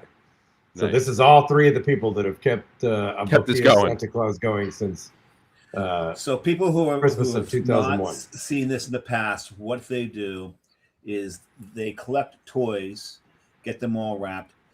They put them all in canoes, and there's like this flotilla that goes across the Rio Grande into some of the more impoverished areas. Trying to look for that particular. right along there. Our neighbors right across the river. Yep, and one of them gets to play Santa Claus. There we go. There's the canyon that leads down towards the crossing where they are. These are not gifts. This is on a recent river trip. But man, what a beautiful! No, that's morning. a different trip. Yes. Oh, I remember that trip. I would love to do that one day. That's amazing. Well, I know a But guy. do you need to get out there? Need to get out there before I get too. This is actually my daily. I literally thought you were going to say old, but fat. Yeah, this is the closest thing I have to a daily commute these days. This is my morning commute. On top of that one case, there's a map of Idaho. That is NRS is the company, Northwest River Supply, and they're based in Idaho. But like most of our gear is NRS gear. All right, so we'll put this up there. There you go. That's There's some of the all the toys. stuff we a bunch of people donated everything, and this is This is our wrapping party. I was a heck of a rapper that night. Those of you listening to this on any of the audio podcasts after the fact, you can go to YouTube or the Facebook page. About an hour 20. At about an hour 22, 23 this started. So there you go. Hey, and every kid also, in addition to the stuff you see here, we made sure they all got a flashlight because we live in the darkest skies in the continental U.S. and some of the darkest skies in North America. So we figured everybody could use a little flashlight. I love that you've got like queso dip and chips there to keep you guys. I made a charcuterie board. Oh, that's nice. Hey, but that was the nicest touch on the charcuterie board was nuts, Fritos, scoops, and Fritos bean dip. Nice. Oh, it's bean dip. Okay, Yes. not queso. Old school. Gotta love it. The next one, I'll throw this up there. There's all the There we kids. go. That is this year. With Santa Cron. Santa Con. Santa Claus. That's when all those kids. They call me Flaco Claus. I'm too skinny to be. Flaco Claus. There you go. Go to the next one. That's how we get into town. We throw all the gifts and everything. Once we get them off the boat, we throw them in the pickup truck, and then we ride some horses into town. Very nice. Very nice. And there's the pickup truck right there. That's all the stuff we picked up at Terlingua, and took. This is this year we pushed it a little further, so we get to send some gifts to neighboring communities even. So this is for the about 15 kids in the next town over, and these guys are about 4 hours to the next town of any size inside of Mexico. So they're very remote and very close to us. And I'm pretty sure we have the front of this pickup too, and that's right here. Oh yeah, There we go. I just put That's awesome. So I actually have a skull from it's not a native animal, but it looks like like a ram on a Bach beer. There's an animal out here that lives called the Aoudad. And but I have an actual skull I wanted to put on there, but I figured somebody would probably try to steal it, and it'd probably just rattle to pieces anyway. And then I got a hold of this thing. This is like a practice skull, so you can practice roping. Oh, for roping. Real Texas shit right there. And if you look back back at the corner of this photo, Willie Nelson. you can see the Willie bus. There you go. Gotta love That's an old Willie Nelson tour bus. There you go. And I'll just throw the rest of these up. There you go. Viva So that is Terlingua. That is not the sticker, but that is a big sign my buddy put up, and it's crooked, just like Jerry Jeff Walker's album cover. And then that's the view from his porch right there. Gotta love it. And speaking of views, here's some others. I'll just go through these. From, Hot Springs Canyon and Big Bend National Park.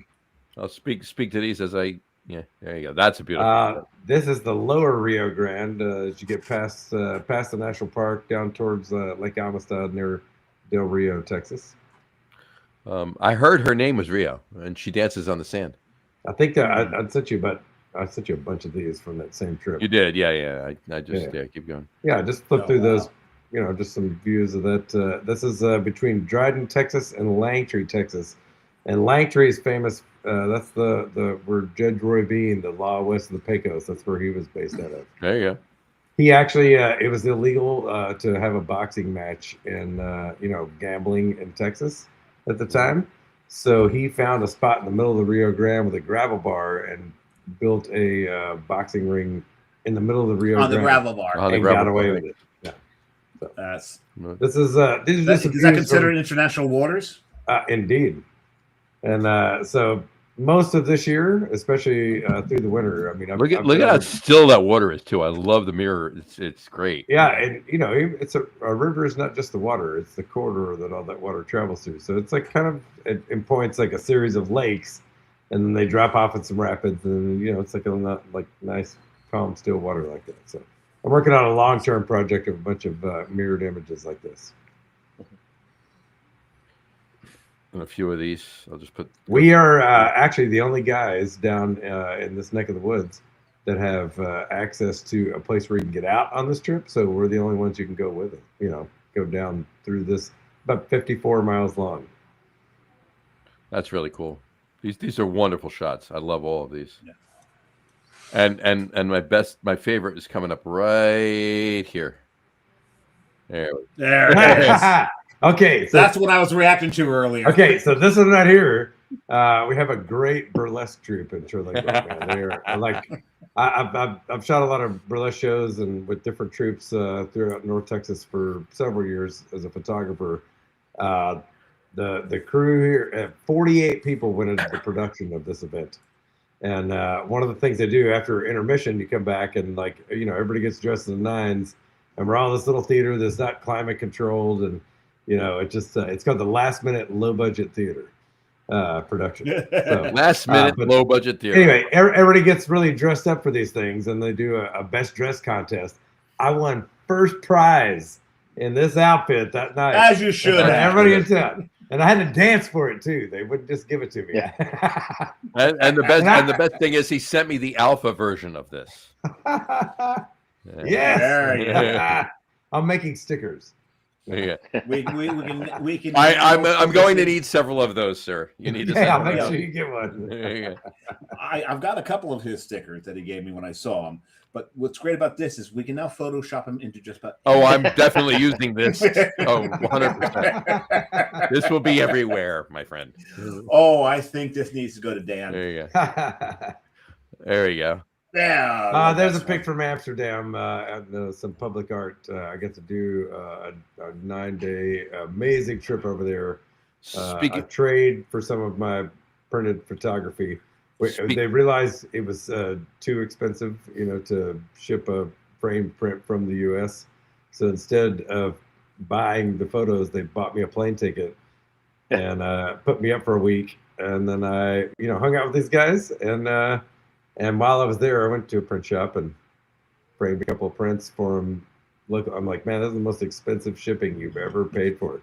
And speaking of Amsterdam, really cool trade. Yeah, there you go. I'm gonna make that one into a puzzle. That's good. But no, that's not Kinderdijk. Where was that one? I can't remember that. It was about 45 minutes north of Amsterdam. That's the longest train ride. Oh, you went up there. I know. Yeah, I've got an idea. This is like apparently a pretty touristy classic place. Yes. Yeah, I was in Kinderdijk, and all of them they're not that brightly colored. So it's like he's not in Kinderdijk because they all kind of look like this. I'd have to look through my notes to figure out where that was. But there you go. That's beautiful. And then, of course, we have just to wrap up. First of all, we have 3 other pictures. That's I'm sure in Amsterdam. Those are Chateau wasabi nuts. Oh man, they were amazing. Oh, I love wasabi nuts. Great pairing. So both of these beers, these are 2 of the beers I drank the most. That's a Japanese genital. Yes, I use wasabi nuts. Yeah, I gotta be honest with you. I mean, people have made fun of it. I can literally pick up a whole bowl of wasabi and just eat it. Same. Love it. So good. That's I was very happy with that. It was a great pairing with these these beautiful pilsner. It's green horseradish. I mean, Yeah.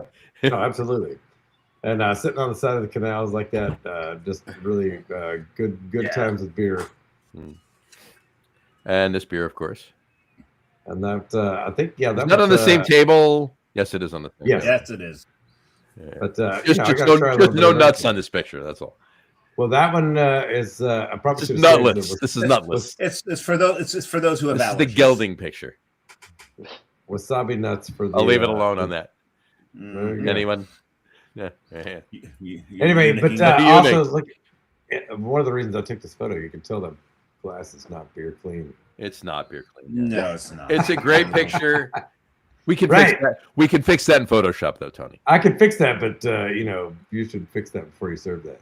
There you go. You should fix that. And the last picture, I figured I'd save it to last. That is the. So I just built a new outdoor. Gorgeous. A new outdoor bed, and this is a photo I shot from my bed, looking towards the direction. This is the Chisos Mountains of Big Bend National Park. This is the morning the cold front blew in. Our first little attempt at a cold snap out there, but this is what it looks like when I wake up in the morning. Nice. Gotta love it. That looks That's awful. beautiful, Tony. I love it. That's awesome. Great pictures. As always in the show, the pictures you send every year is fantastic. Got another couple comments. Just want to throw one, actually. Doug Smith.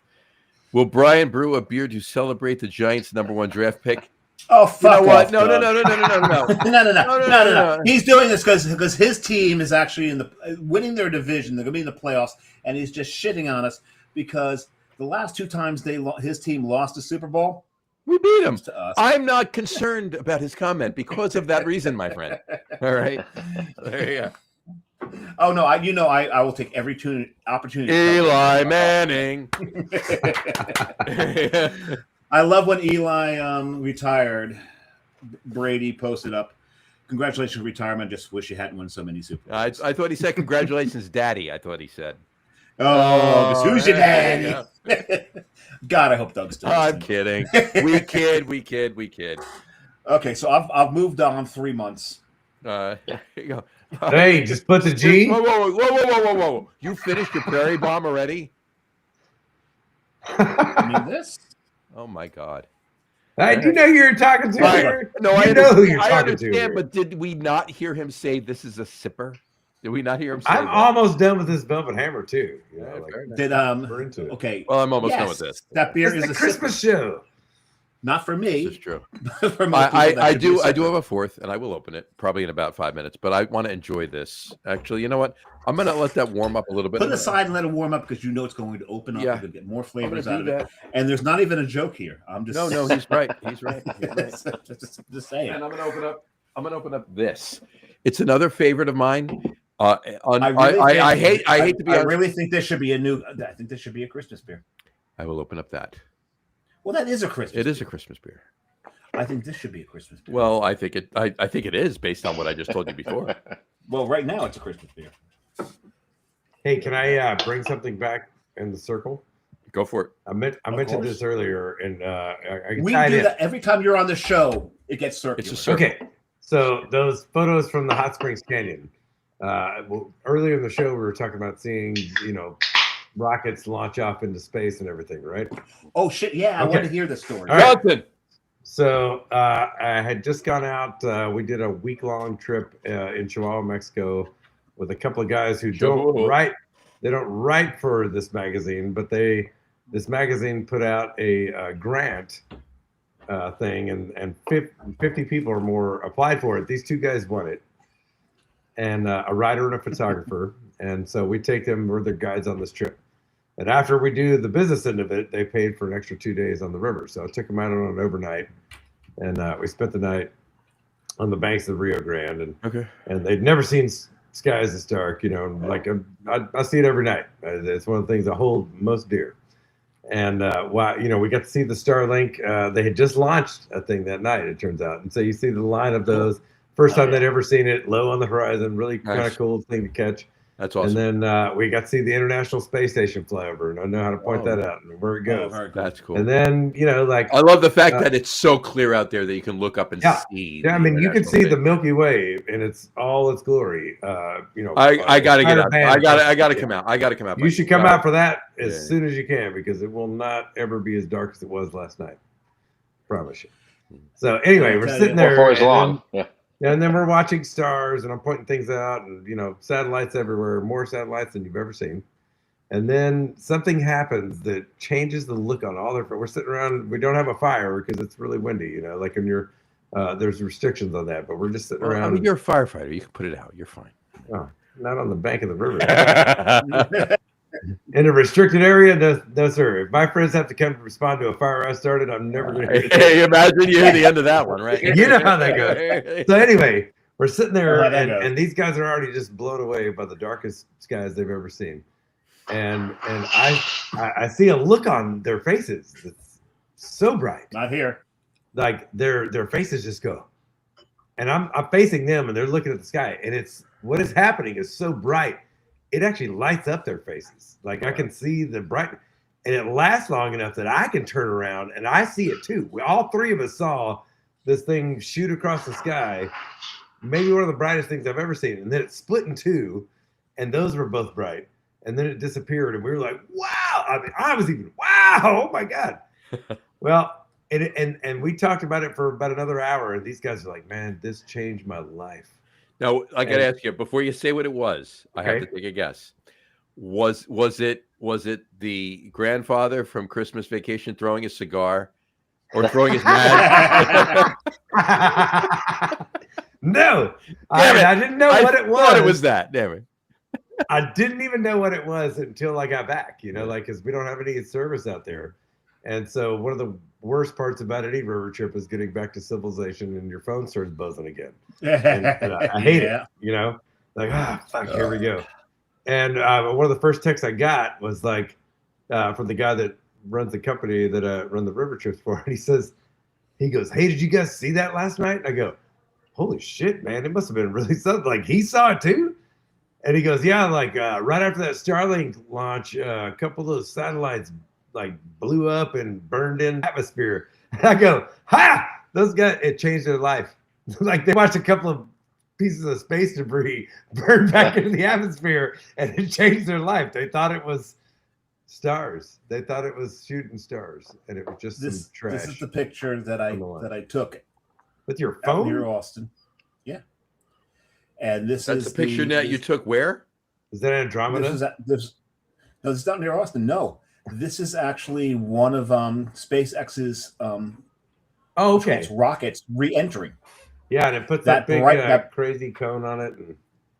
Yeah, that bright spot right there is actually the rocket itself. I was gonna say it's actually your thumb in the middle of the screen. No, and it's just the atmospheric interference around it. And the lower it is, the more it produces. Yeah, there you go, right there. And you can see cool. That's cool. That's a better shot. Just down at the bottom there. Yeah. So I didn't. And the thing is, almost looks like an embryo, or as George Carlin said, hen cum.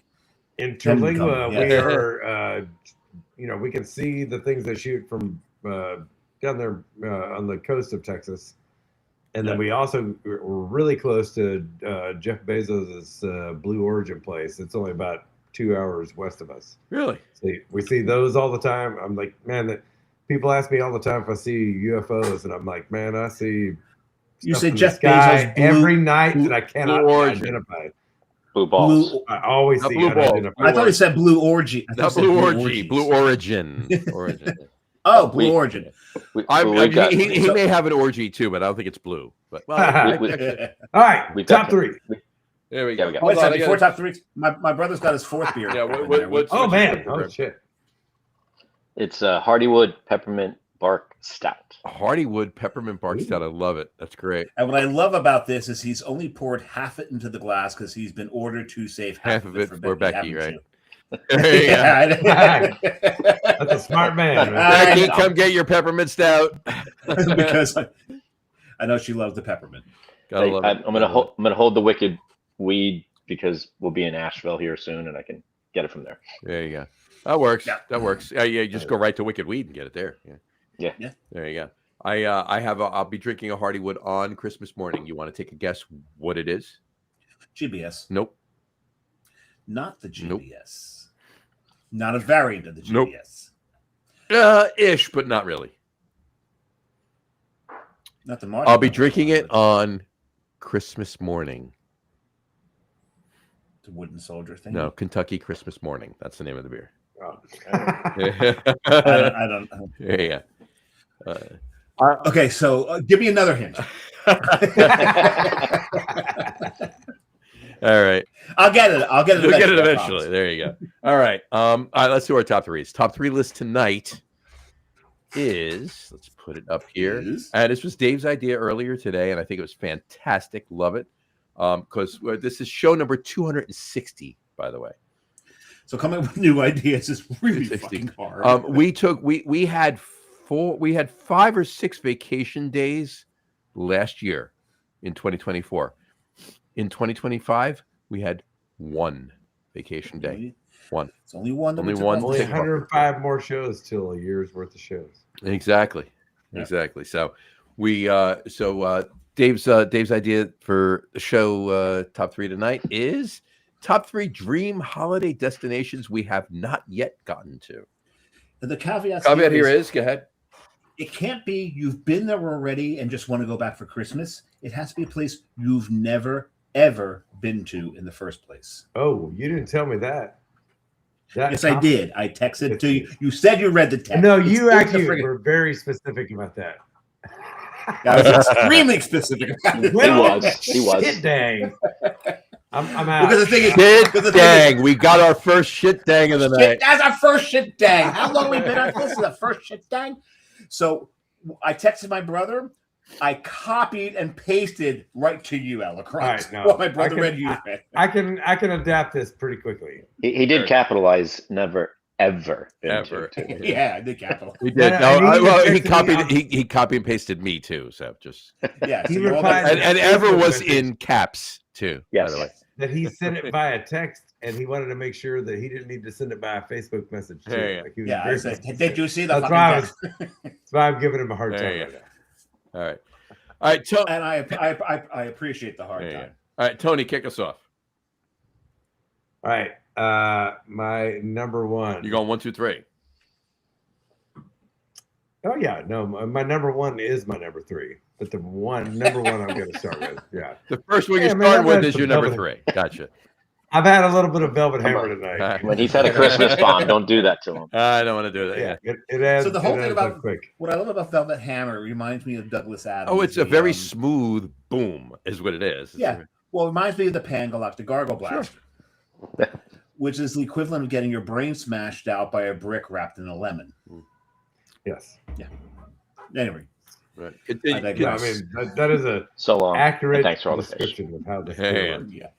All right, Tony. Number 3, the lowest one on the totem pole, but actually one I'm pretty excited about is Poland. Okay. My daughter did a summer internship there this year, and found a new.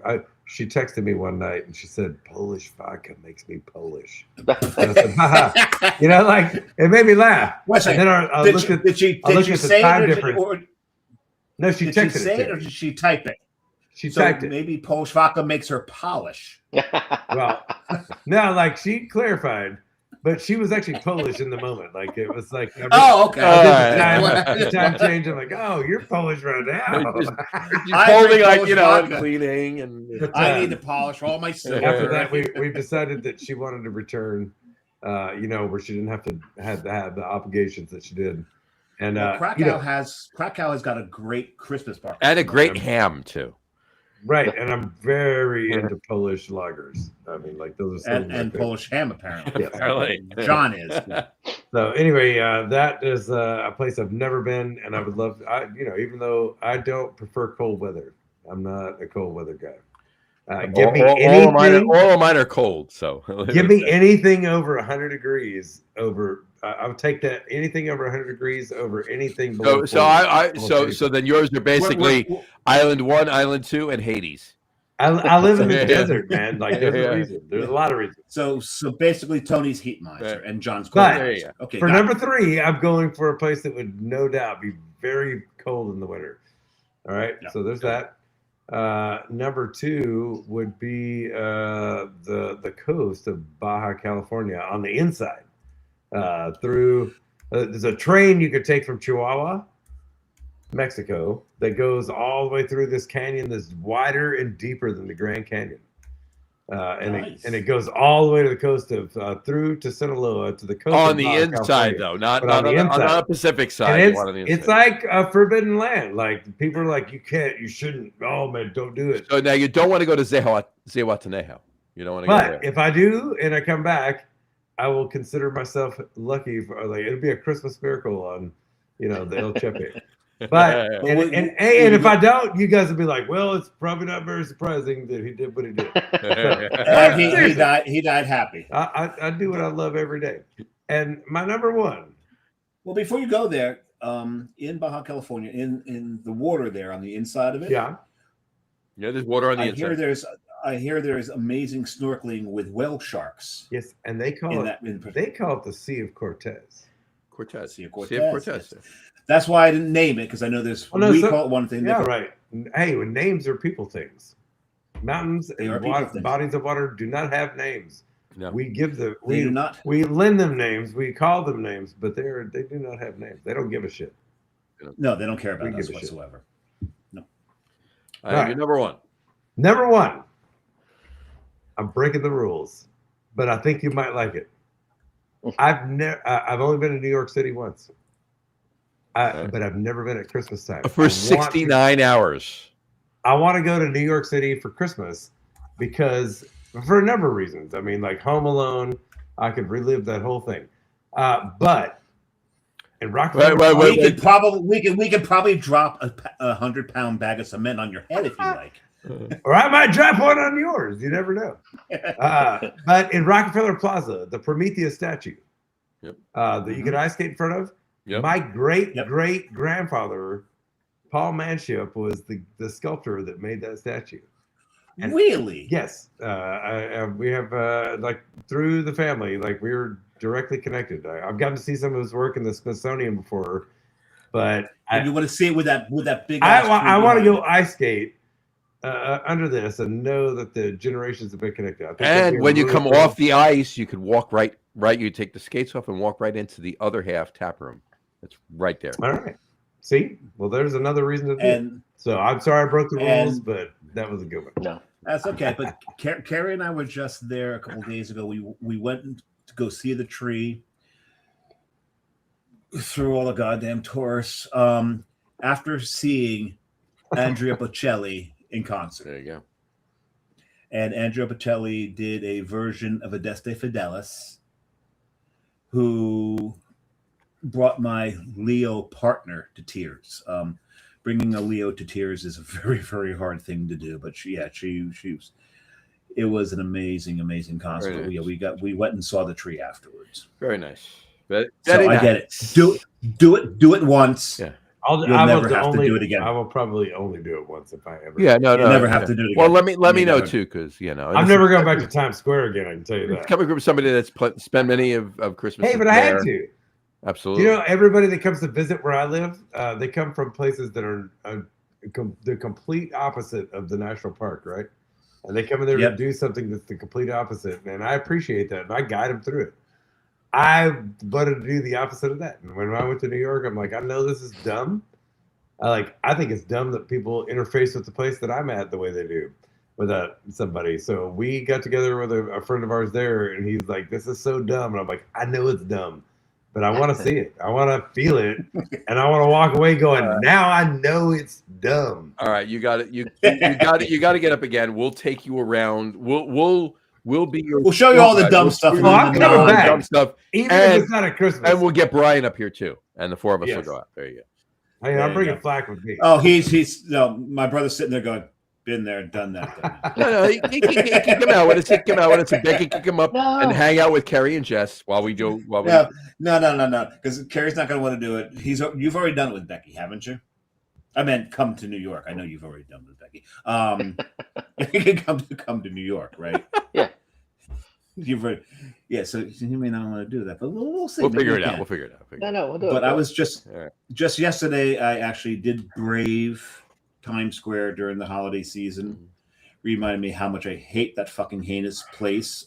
It's one of the worst places on the planet. Well, there were several beers. There were several bars that used to be in and around Times Square that made Times Square a little bit more manageable. One just closed, and a lot of them Hey, but- closed. So St. Andrews was my favorite. Nothing is cool forever. Once something becomes cool, then It's done. if it's easy, everybody does it. It's what the Eagle said: call something paradise, and you can kiss paradise Kisses goodbye. goodbye, yeah. All right, Brian, your top three. All right. At the bottom of the list, coming in at number 3, I'm kind of torn between this one and kind of goes with the cold weather theme. But You've got an honorable mention available if you want. all right. Well, the honorable mention will be, and you didn't say couldn't have been to the country, right? So we loved New Zealand when we went, but of course, winter there, is hot. Summer. Yeah. So it's summer for them. So not sure about Christmas there, but just we didn't go to the South Island, Marlborough, the wine country there. So, but number 3 was going to be Bruges, Belgium. On my list of places to go, but at Christmas time, I think that would be a spectacle. I can definitely that couldn't make my list because I've been there, and Bruges is just a special place. It's amazing. And if and when you go, you let me know. I'll tell you a bar you need. He'll tell you where to go. I've told He's done that a few times. He told you where to go. Probably most of your life too. Yeah. But I think my trip to the Low Countries, as they call it, or Benelux or whatever, one of my favorite nights was spent in a bar in Bruges. I thought you were going to say one of your favorite nights was Lancelot. Gawain, actually, but in Bruges is a very special place. So yeah, I can back you up on that. Yeah. So, number 2, kind of in the same theme, similar setting, but Strasbourg, France. Okay. Christmas capital of the world, right? Never been. But number 1, and Becky's, this is her number 1 too, because I mention it all the time. It's definitely the list because it's like, man, one of these years we're gonna go to Vienna for Christmas, right? So that's Listen, number 1. I mean, if you're on this show next year, I'm gonna call you out of it. If you're not, why are you you're not in here Vienna? hanging out with us on Christmas, you're out, man. Go do it. Why aren't you in Vienna? Well, I'll be dialing in from a bar in Vienna. How's that? Hey, deal. It'll be midnight, but okay. Yeah. 2 a.m. Well, you usually don't have dinner till 9 p.m., so I think that's about right? Yeah, that works. Oh, this is good. Now make a comment on it. All right, Dave. This is the perfect temp. Yeah. I guess it's on to Samurai. me. Well, I just want to go back to what Tony was talking about with Times Square. Just yesterday, I braved Times Square. I braved Times Square because for the first time in 10 years, I got to see my daughter on her birthday. Nice. So, Olivia, happy birthday. Her mother brought her into New York City for the holidays. And knowing my daughter, she's probably like, let's never do that again. What are we looking at? That's not my daughter. That is a picture of me. This is one of those old CD packs. Okay. What does that have to do with anything I'm talking about? An album I released back in the early 90s. That's in Times Square. We took a picture. That is not just a CD. But I want a whole pack. Yeah. Did he mention? Did you mention he has a bomber of Anchor Christmas Sale? Yeah. Yeah, he has. I think he has. Holy moly! Okay. On that note, though, I just want to say R.I.P. to this gentleman right here. So there you go.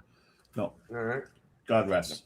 Anyway, continue. Sorry. I'm report a little. Way to co-op my story and my daughter's birthday, asshole. I mean, yeah. Wow. For sure. Continue with her birthday. I'm sorry. Go ahead. That was a little self-indulgent. But okay, anyway. You said Times Square. I don't know why. I just went right to it because it's right there.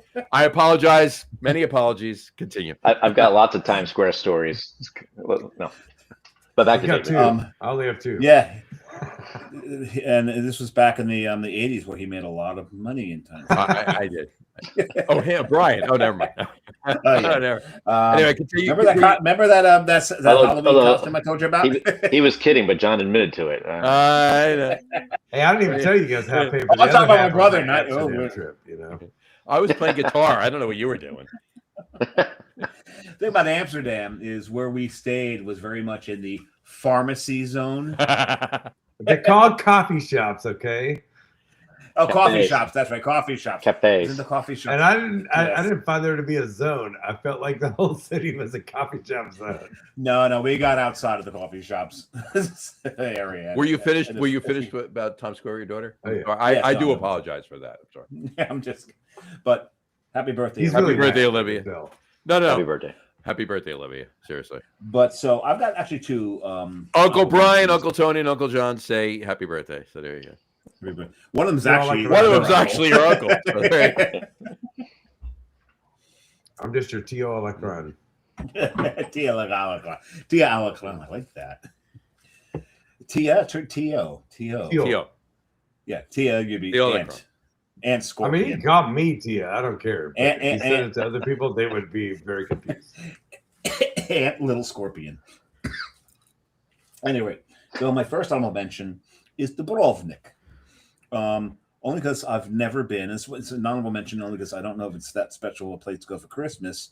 But it's good. It's warmish, and I've always wanted to go. So that's my first honorable mention. Second honorable mention, Waikiki. Wacky? Why? Because of Kiki. That's why. Is the thing to Exactly. say on a bright Hawaiian Christmas day. But that's one of the reasons. Now, what do you like better, Melikaliki Maka or Princess Kamanawanaleu? Huna nuka aka pa wow. No pa wow. It's the triggerfish. The name of nuka. Anyway, Now's not the time. so Waikiki,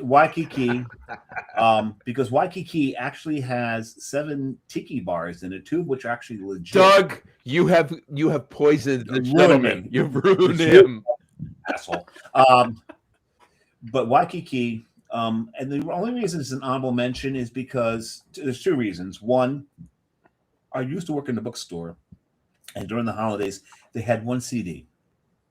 And it was the Bing Crosby Christmas CD. Yes. And I actually looked at my manager once and said, if I have to listen to Mele Kalikimaka one more time, I'm going to Mele Kalika fucking lose my mind. Well, I mean, he could have put on Jimmy Buffett. He didn't have that CD. Hey. I would have appreciated any kind of change. But in the long run, I wound up making Christmas CDs, tapes and CDs after that for all friends and family. So it led itself to that. But also, being in the tropics during Christmas doesn't seem all that Christmassy, so that's why it's still an honorable mention. Hey. But that's what I'd want to do. Number three is Zermatt. He's doing number 3 as the top one. I started with number 1 as the first one. Well, I'm going 3, 2, 1 up to the top. Yes, we do things differently, Tony. Yeah, well, that's fine. I'm just saying nobody's giving you shit. They were giving me shit though. I get shit all the time, Tony. Every fucking episode. Fair enough. All right, get on with it. No, that's the sports podcast. That's Let's get on with it. Literally, that's the name of it. So Zermatt, Switzerland. I'm gonna shoot you. Did I steal one of yours? Yes, you did. Yeah. Zermatt. Wow, how random is that? This is this one little place on Earth. Not random. The thing about Zermatt is it is the place where the iconic image of the Matterhorn can be seen. Exactly. Exactly. That's the place to go. And the thing is, you can't drive there. You got to drive into another town and take a tram there. it's you just can't go there. So that's my number 3. How Christmas is this place? Is that where Santa blasts off or what? No, that's where Santa goes for a blast off. Come on. Done. Oh, come on. Switzerland was Becky's number 2. Yeah. There you go. So my number 2. Okay, who's got the sign? Who's number 2? One of the worst games that sewer workers play.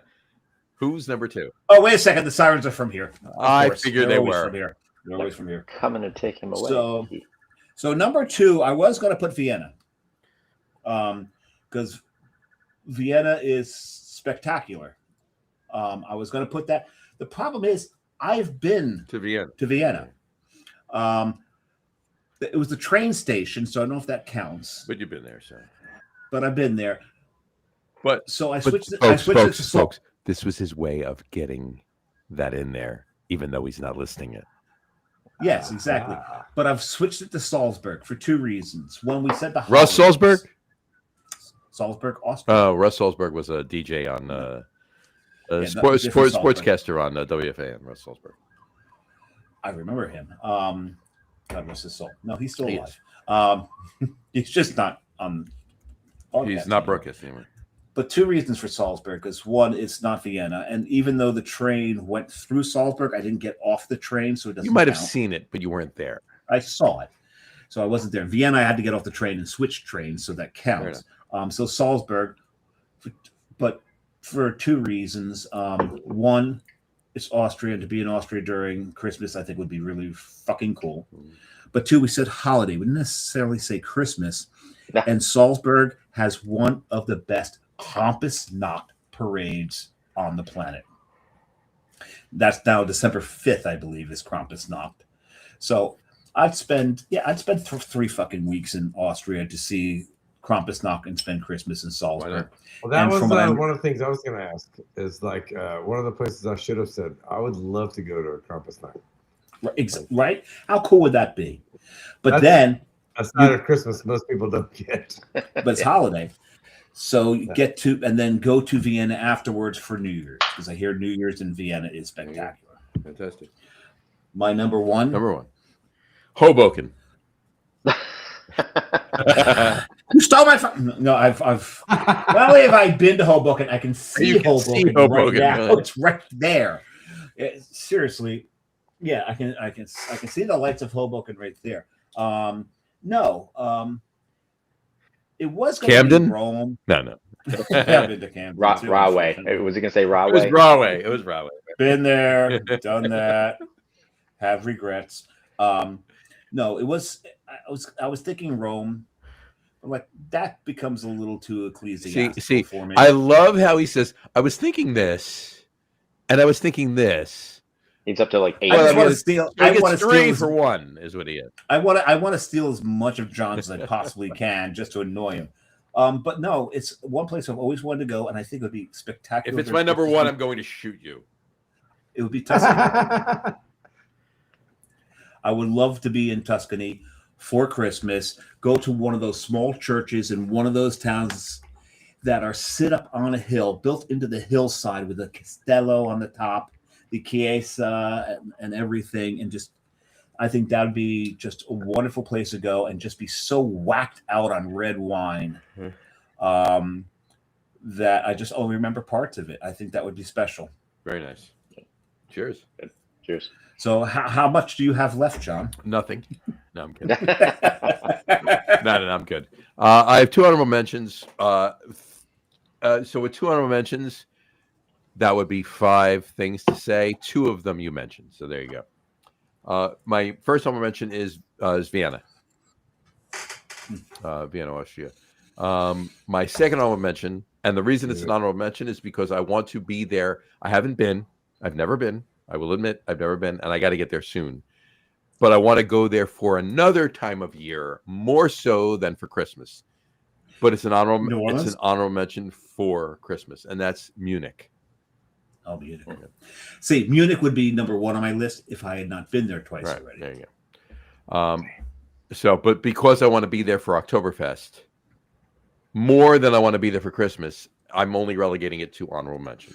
I'd rather be there for Christmas. Fair enough. But I You know, I might change my mind. I mean, but you've been to Munich. I haven't been to I want Munich. to do both once, but I can't use them in this list next year. There you go. Well, no. So next year's top 3 will be places we want to return to for Christmas. I think next year's top 3 should be where we want to go spend New Year's. You know, That's not a we bad do idea. this Christmas show, That's not- and then we forget about New Year's. It's That's only not a a week bad away. idea.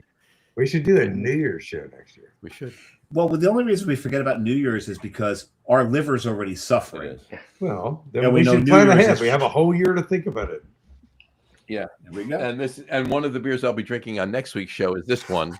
And yeah, they're all big and our liver's already suffering, and this is just gonna make it even worse. Yeah, that beer might be from a trip I took.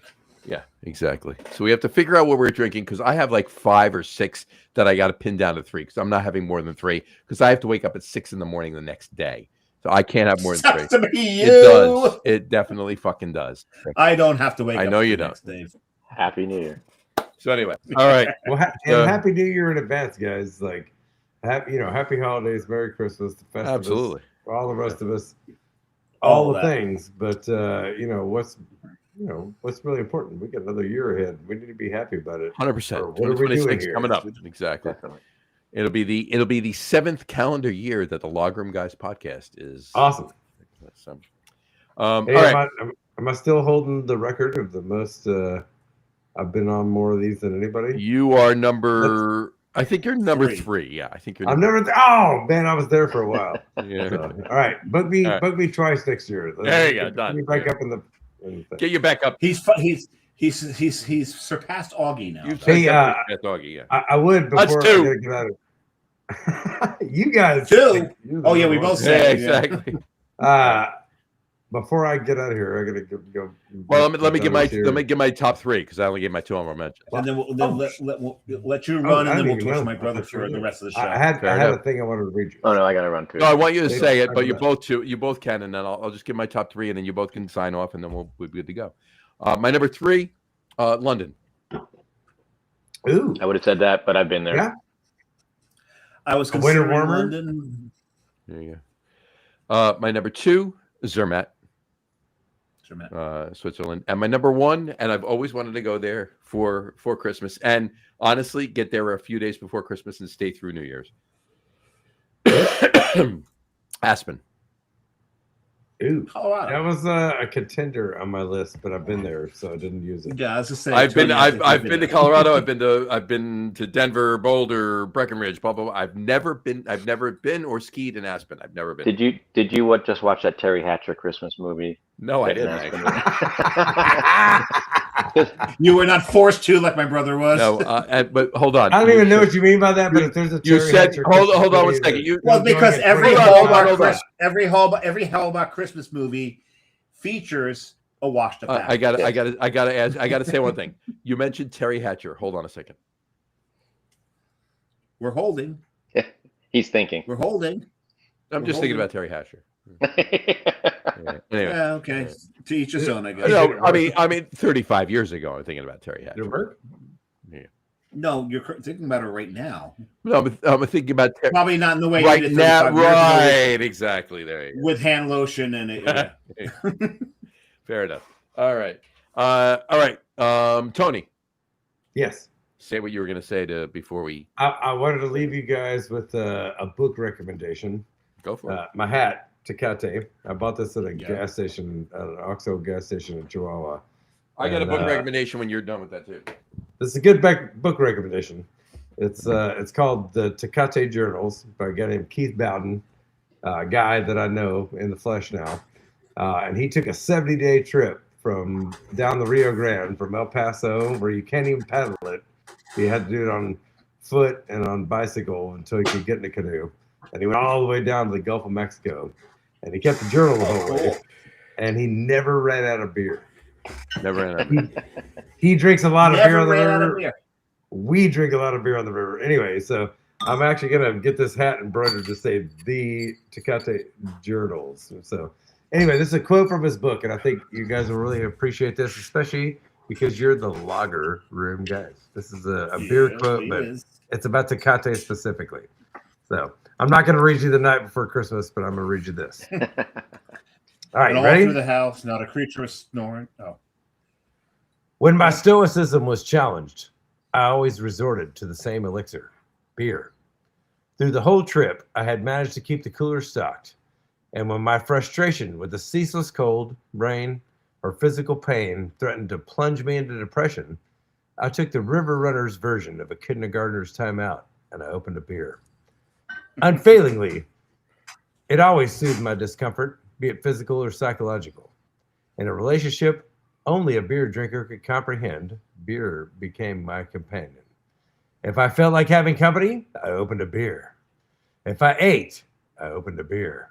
If I was miserably cold, I opened a beer. Yet beer drinking never became my principal activity. I opened a beer, then busied myself with a chore, maybe setting up the camp, collecting the firewood, or cooking supper. Beer became the link among an unending series of chores that began the moment I reached camp and ended when I collapsed wearily in the tent late each night.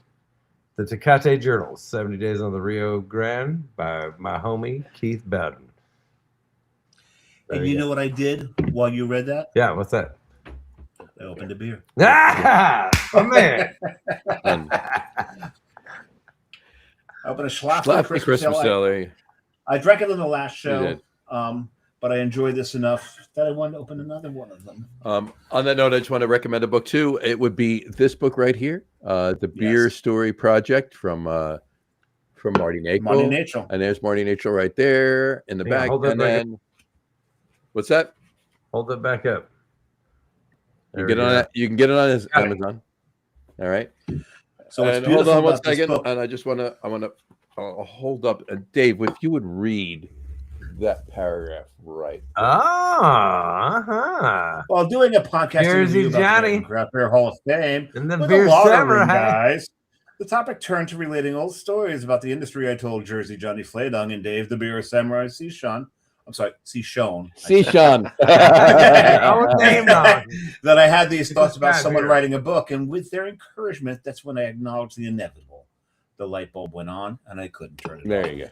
So he was talking about, how someone should write a book about all these things, all these stories that come out of the breweries and all that, and we're like, that should be you, Marty. You need to do that. You need to do this, and so I love the fact that it was just like an offhand comment to Marty during the show, and it sparked him actually doing this book.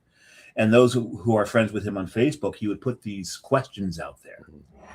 And these questions led to people posting to him saying, giving these stories, and he collected these stories by asking these questions out on Facebook and in other venues, places, as per Untapped, to bring it around again. And the fact that he put this book out and then mentioned us that this is where it came about.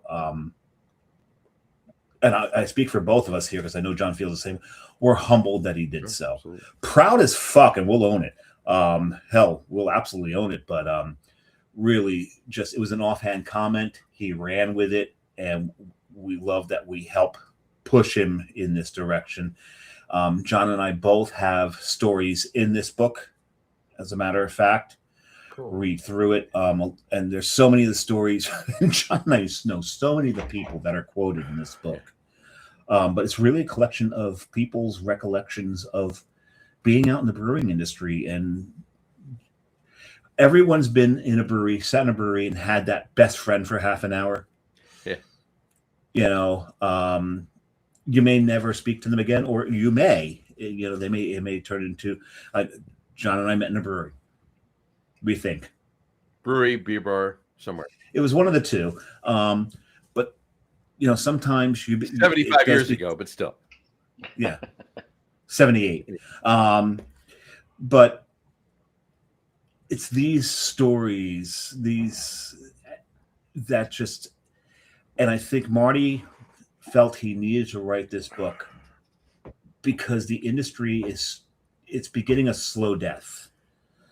Or at least there's issues. Hey, the business of it is, but beer has been around for more than 10,000 years, and it's beer's evolving. not going anywhere. It's how we know the way we interface with it is changing. Yeah. The industry is experiencing a slow death, but beer is just, it's maybe coming into it's building a cocoon right now, I think. It'll never go away. It's as Michael Jackson put it, it's when the whole world goes to shit, they'll be beer. really happy that there's some home brewers around that know how to make beer. Exactly. I promise you that. But it's kind of what the book is about, right? It's not about the beer. Beer itself, to Tony's point, like that's going to be around, but it got oversaturated. But the true beauty, right, is in those stories, is in those places. That's Marty's point, and that's our point, and that's what we're saying. Mm-hmm. That's the true beauty in beer right now. And I mean, I'll give you a good. You can appreciate that and everything else. That's the real spirit of the season. Exactly. Yeah, I'll give you an example. I mean, like growing up in Jacksonville, well, not growing up, but living 18 years in Jacksonville. My kids, you finally grew up when you got to Jacksonville, didn't you? He might be accurate there. He lived in Jackson for a while, and then it was when Jacksonville. No. He never lived in Jackson. You never lived in Jackson. That was me. No. But he was living in Bricktown, but he eventually grew up when he got to Jacksonville. Yeah. No, but my kids did.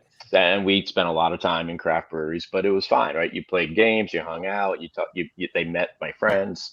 And David, I picked up Mateen a few weeks ago, and we were driving back. We wanted to get lunch at Walking Tree Brewery in Vero Beach. They make a great stout. They make great beers, but it's not so much the beers. She wanted to go because they had a ratatouille pizza, and she loves ratatouille. But the place, it's social. Right, you can go as a family and be there, and it's not a dumbass just restaurant. Right, you can relax, you can chill out, have a good beer, which adds to the experience. But that's the beauty. It's the people you meet. It's the experience of being there, and it's an extended living room. It is. But, the American Revolution was hashed at a tavern. Exactly. It was exactly. As were the Marines. Yeah. That's the past last month. Yeah. But my youngest son, when I travel with him, I don't feel bad about bringing him to a brewery whatsoever, because he has said to me, I said, we're going to hit a few breweries. He goes, yeah. He goes, that's fine, because I know I'm going to eat well. Yeah. They always have great food. He's more than any of my kids understood the concept, the social nature, and the locality, locicity. Locality is good. I like that. Locality of a brewery, and how when you go someplace, go to the brewery. It's going to tell you a lot about the people that are there. Smaller is better. The 100%. Your neighborhood you're serving and you're thriving, that tells me everything I need to know. My beer glass and is the thing wrong. Is, beer glass is wrong. Yeah, well, it is. Their goal is not to get you in a good beer. Their goal is to get your data. Well, the best thing is when you're sitting in a brewery, and it's one of those hyper local breweries, and you're going to get that one person that's going to go, "Where are you from? You ain't around here," because they're the person. Oh, they knew that when you walked in there, though. Oh, the second you walk in, but they've waited till you've had a couple before they ask you the question. They're the ones that have the mug hanging up. Yeah. They're the ones that they know everybody who works there. And they're going to ask you, where are you from? And you talk to them. You start talking to them. And if you are truly into the craft beer world, you fully understand where you belong in it. By the time, maybe 10 minutes in the conversation, you'll be accepted by that person, because they understand that you get this. You understand what this is all about. And that's why they're asking you the question. They want to know why you're here. What do you know about this?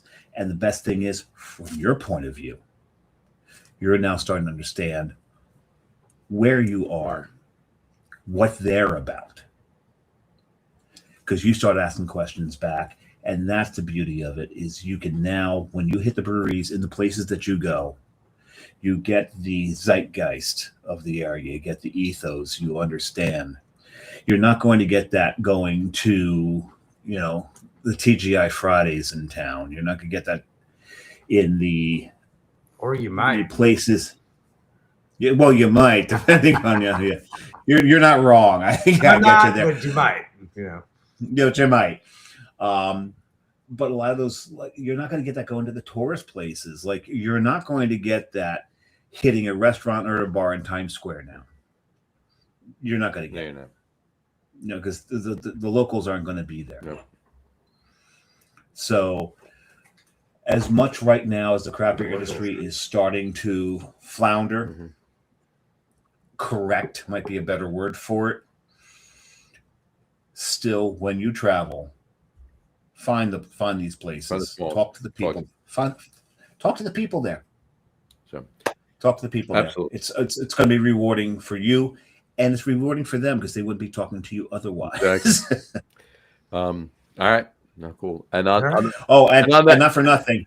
When they ask where you're from and you say Jersey, I never say that. No, you don't. Oh, yeah.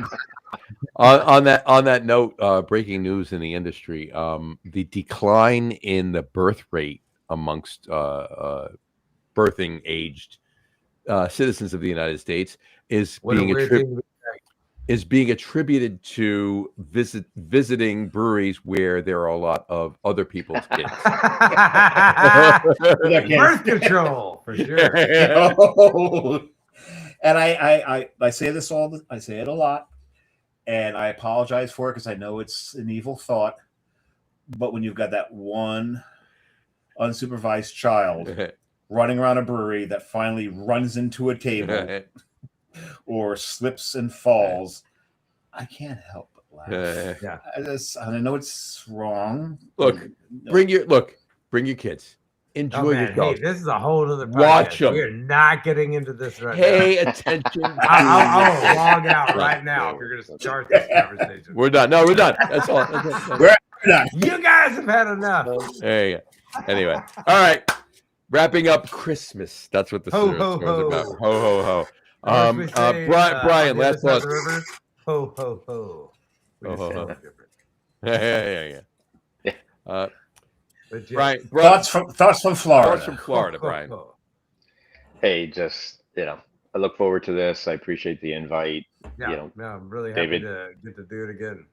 Absolutely. Yeah, it's good to see you guys. My brother. It's the 1 year we actually see each other. I know. That's what I tell Becky. It's like, this is the one thing we do each year. We should do more. We text. We don't talk. We text. So we get to see. We get to talk. I get to have a conversation, be social around beer, like we were just talking about. But just hope. And we get our moments where we can wax nostalgic a little bit. And we didn't get 100 comments, so I didn't have to shuck at a beer. I'm pretty happy about that. I'm not. Well, hey, we gotta try. I was fully expecting. There was another one. Hold on, I'll put it up. Brian Boak said, "Next beer, Lost Colony Nut Brown." That's only about 35. That's 35. I was fully expecting someone to chime in and post one letter at a time. Or if they would have just written 100 comments as a comment, we might have been over. That was a loophole. That's a beautiful loophole. Hey, that show's over. So sorry, maybe next year. Too late now. Tune in next time. Tune in next year. Merry Christmas, everybody. Happy New Year. All the best. If it wasn't for you meddling kids, no, sorry. There you go. All right. Tony, thoughts from West Texas or North Texas now, obviously. So. Well, I'm in the great north of Texas, but hey, I say this every time. Hold on, Brian just started. He started. There you go. You guys should come and see me where I'm at. Dark skies, the Rio Grande, in a way that the news will never show you. I can help you see some really beautiful things out there. Come get some new perspective. Doing this is only going to get us to about. He's only going to do about. Oh, no, he's doing it. There you go. Oh no, hold on. I skipped the E. He put E and F too quick. There you go. All right. So he's going to do it. He's going to do it, folks. All right, Brian, you can stop. He's doing it. There you go. No, he needs to finish. Keep going while he's doing it. There you go. Come on, keep working it, man. All right. Oh man, I have to pee so bad. Jay, I missed I. There you go. There's Jay. All right, tell me how many more do we need? We have to get past the album. I think the next one is L is 100. There you go, right there. Okay. It is not. It's close enough. Go for it. All right. So here's can of beer. I'm gonna do it this time again. There you I'm trying to get it all over my laptop. There it is. There it is. It's all over my pants though. With the thumbnail. The thumbnail. There you go. Texas thumbnail. There it is. All right. There you go. Happy holidays, everybody. Merry Christmas in Texas, folks. There you Happy go. holidays. That's how you do it. Merry Christmas I'm going to to be in Sierra. so Merry much trouble Christmas for to you. blasting a beer in here. There you go. This is not my office. There you go. Merry Christmas to you, Tony. Merry Christmas to you, Brian. Merry Christmas, Sierra. Merry Christmas to everybody out there. Dave, any other Merry Christmas comments? Gavin, Mateen, Bree. Sorry, there's more room on the inside than there is on the outside. This is very true. And Bo. Bree, Mateen, my nieces. Bo and Gavin, my nephews. Merry Christmas to them. And Merry Christmas to all you filthy animals. There you go. Merry Christmas. And Happy New Year. Merry Christmas to Jess. Merry Christmas to Jack and Laura. Merry Christmas to Marina, Brian, Rachel, Corey, Jonathan, everybody, anybody else I know. Merry Christmas to you motherfuckers, too. That's the Everyone you motherfucker.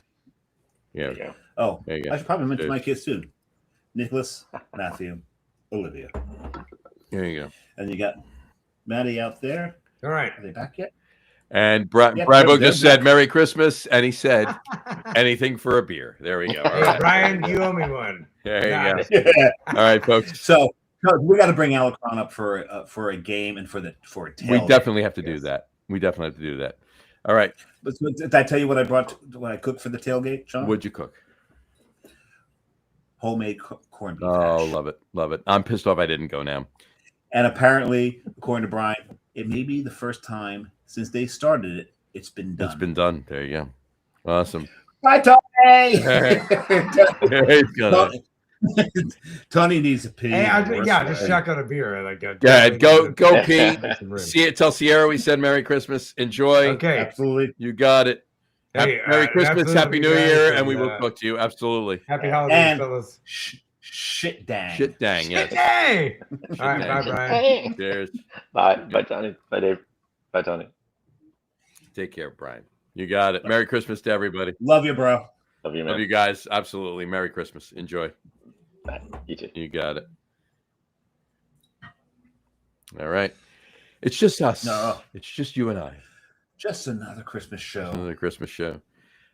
in the books. In the books. Another Christmas show in the books. I love it. I love it. And on that note, I got to read this really quick. 'Twas the night before kegging, when all through the pub, not a carboy was stirring, not even a blub. The blub, whatever that is. Yeah, I've never, Blub? never Yeah, heard that word. carboy blub, Blub? you know. The hops Yeah. had been added to the wort with care in hopes that a 50-50 would soon be there. I was nestled all 50-50, like putting money in to charity. pretty much. Yeah, if you want to call it that, yeah. Wait a second. If you do a 50-50 and you win, do you give half of your money back or all of the money back to charity? Yeah, you keep yours. You keep the whole thing? No, you get your 50%, and the charity gets the other 50%. I usually give half of my winnings back. Do you? Well, it depends on the charity. But again, It depends on the charity. It depends on the But charity. here's the thing. That's empty right there because I've never ever won a 50-50. Oh no, I've never won anything. I've never, 50-50s since I've ever played them. 50-50s, pushing 60, 50-50s, and Super Bowl pools. I've never won any ever. Period. Never won anything in the boxes. Mm-hmm. Tricky trays. The only reason I ever won anything in tricky trays because it was fixed.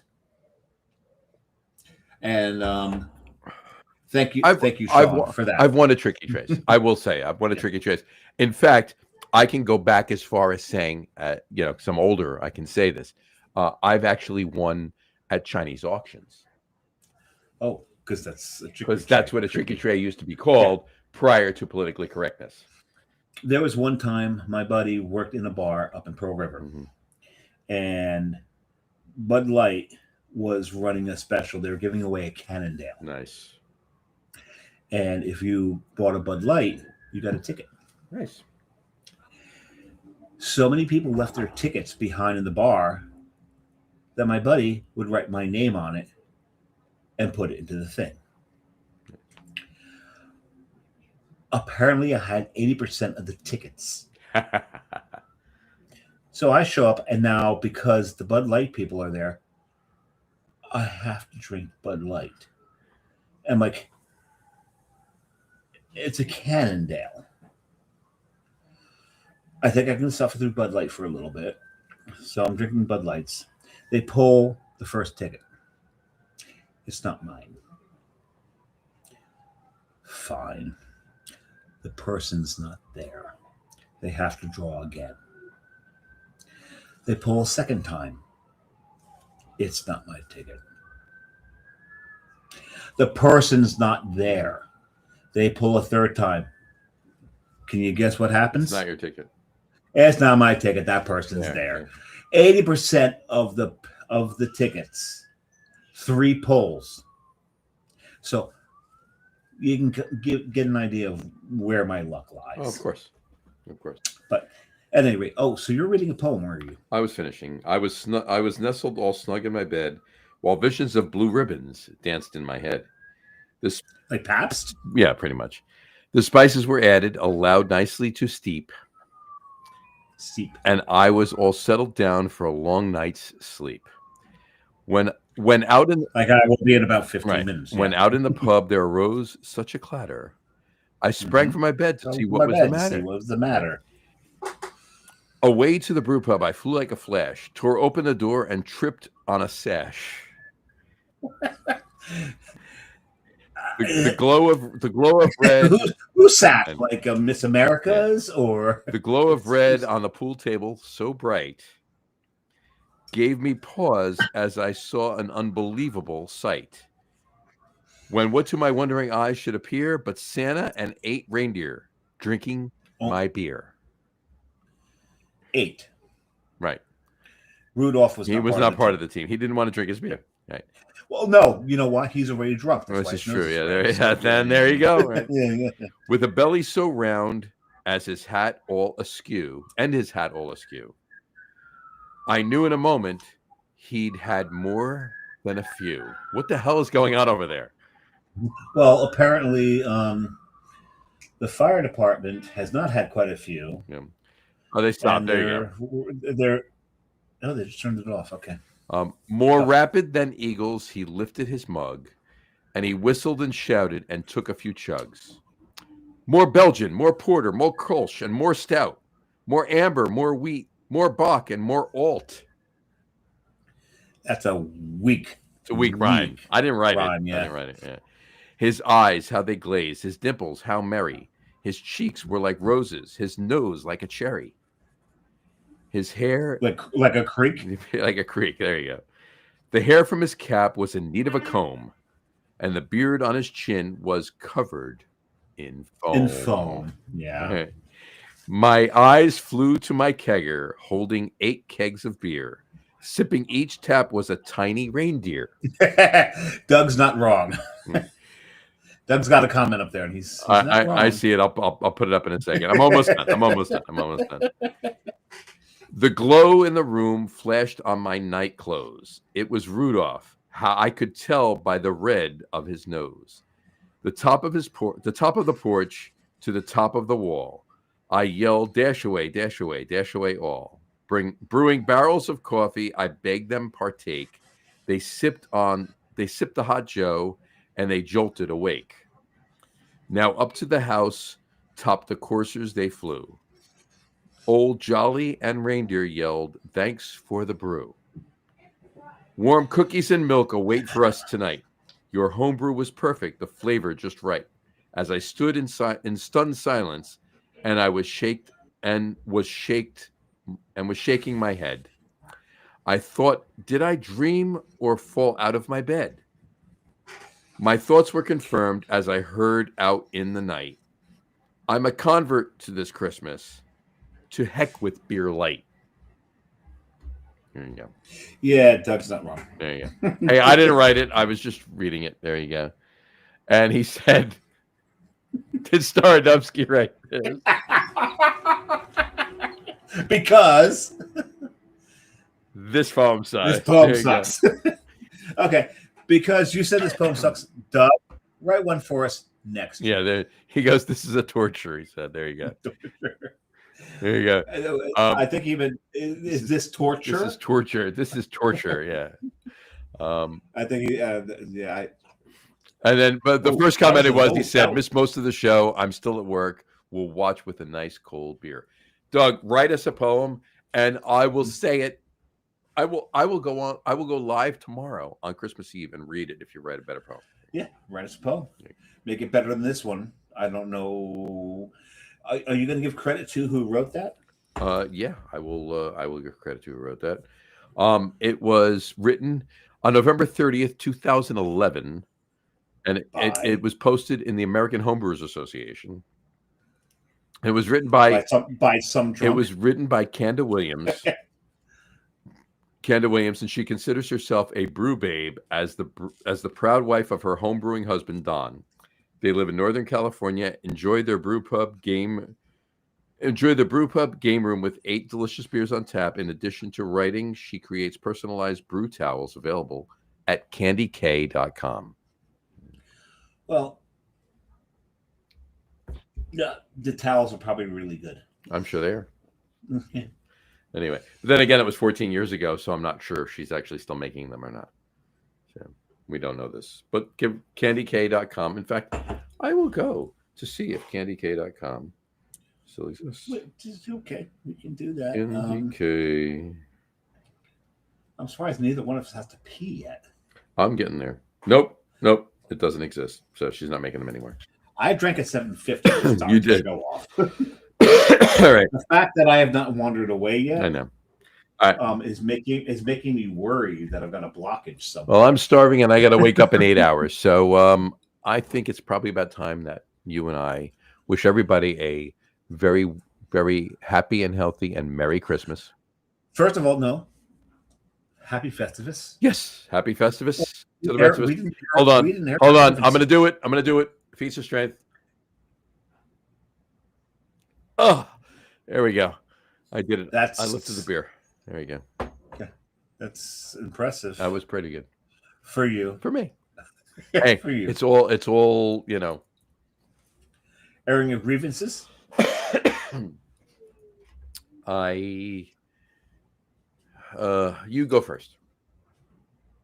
Can we start a show on time in the 20? Fair enough. 2026? Okay. Fair enough. I got mine. Can my computer fucking work? I'm with you on that There one. All right. Yeah.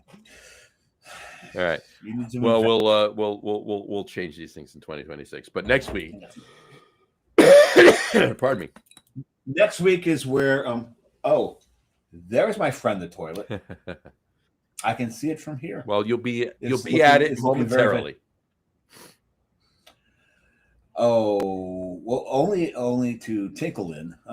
But hopefully in 1 week I will not be hugging it Yes, as you were last year. Desperately is a proper.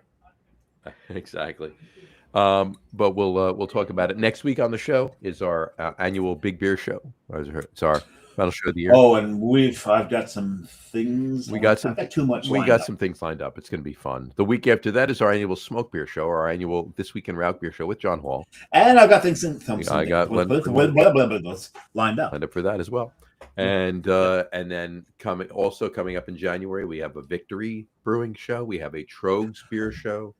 We do. Yep. So we got a lot of fun shows coming up. So yeah, we're gonna have Louis Armstrong on the show at some point. Yep.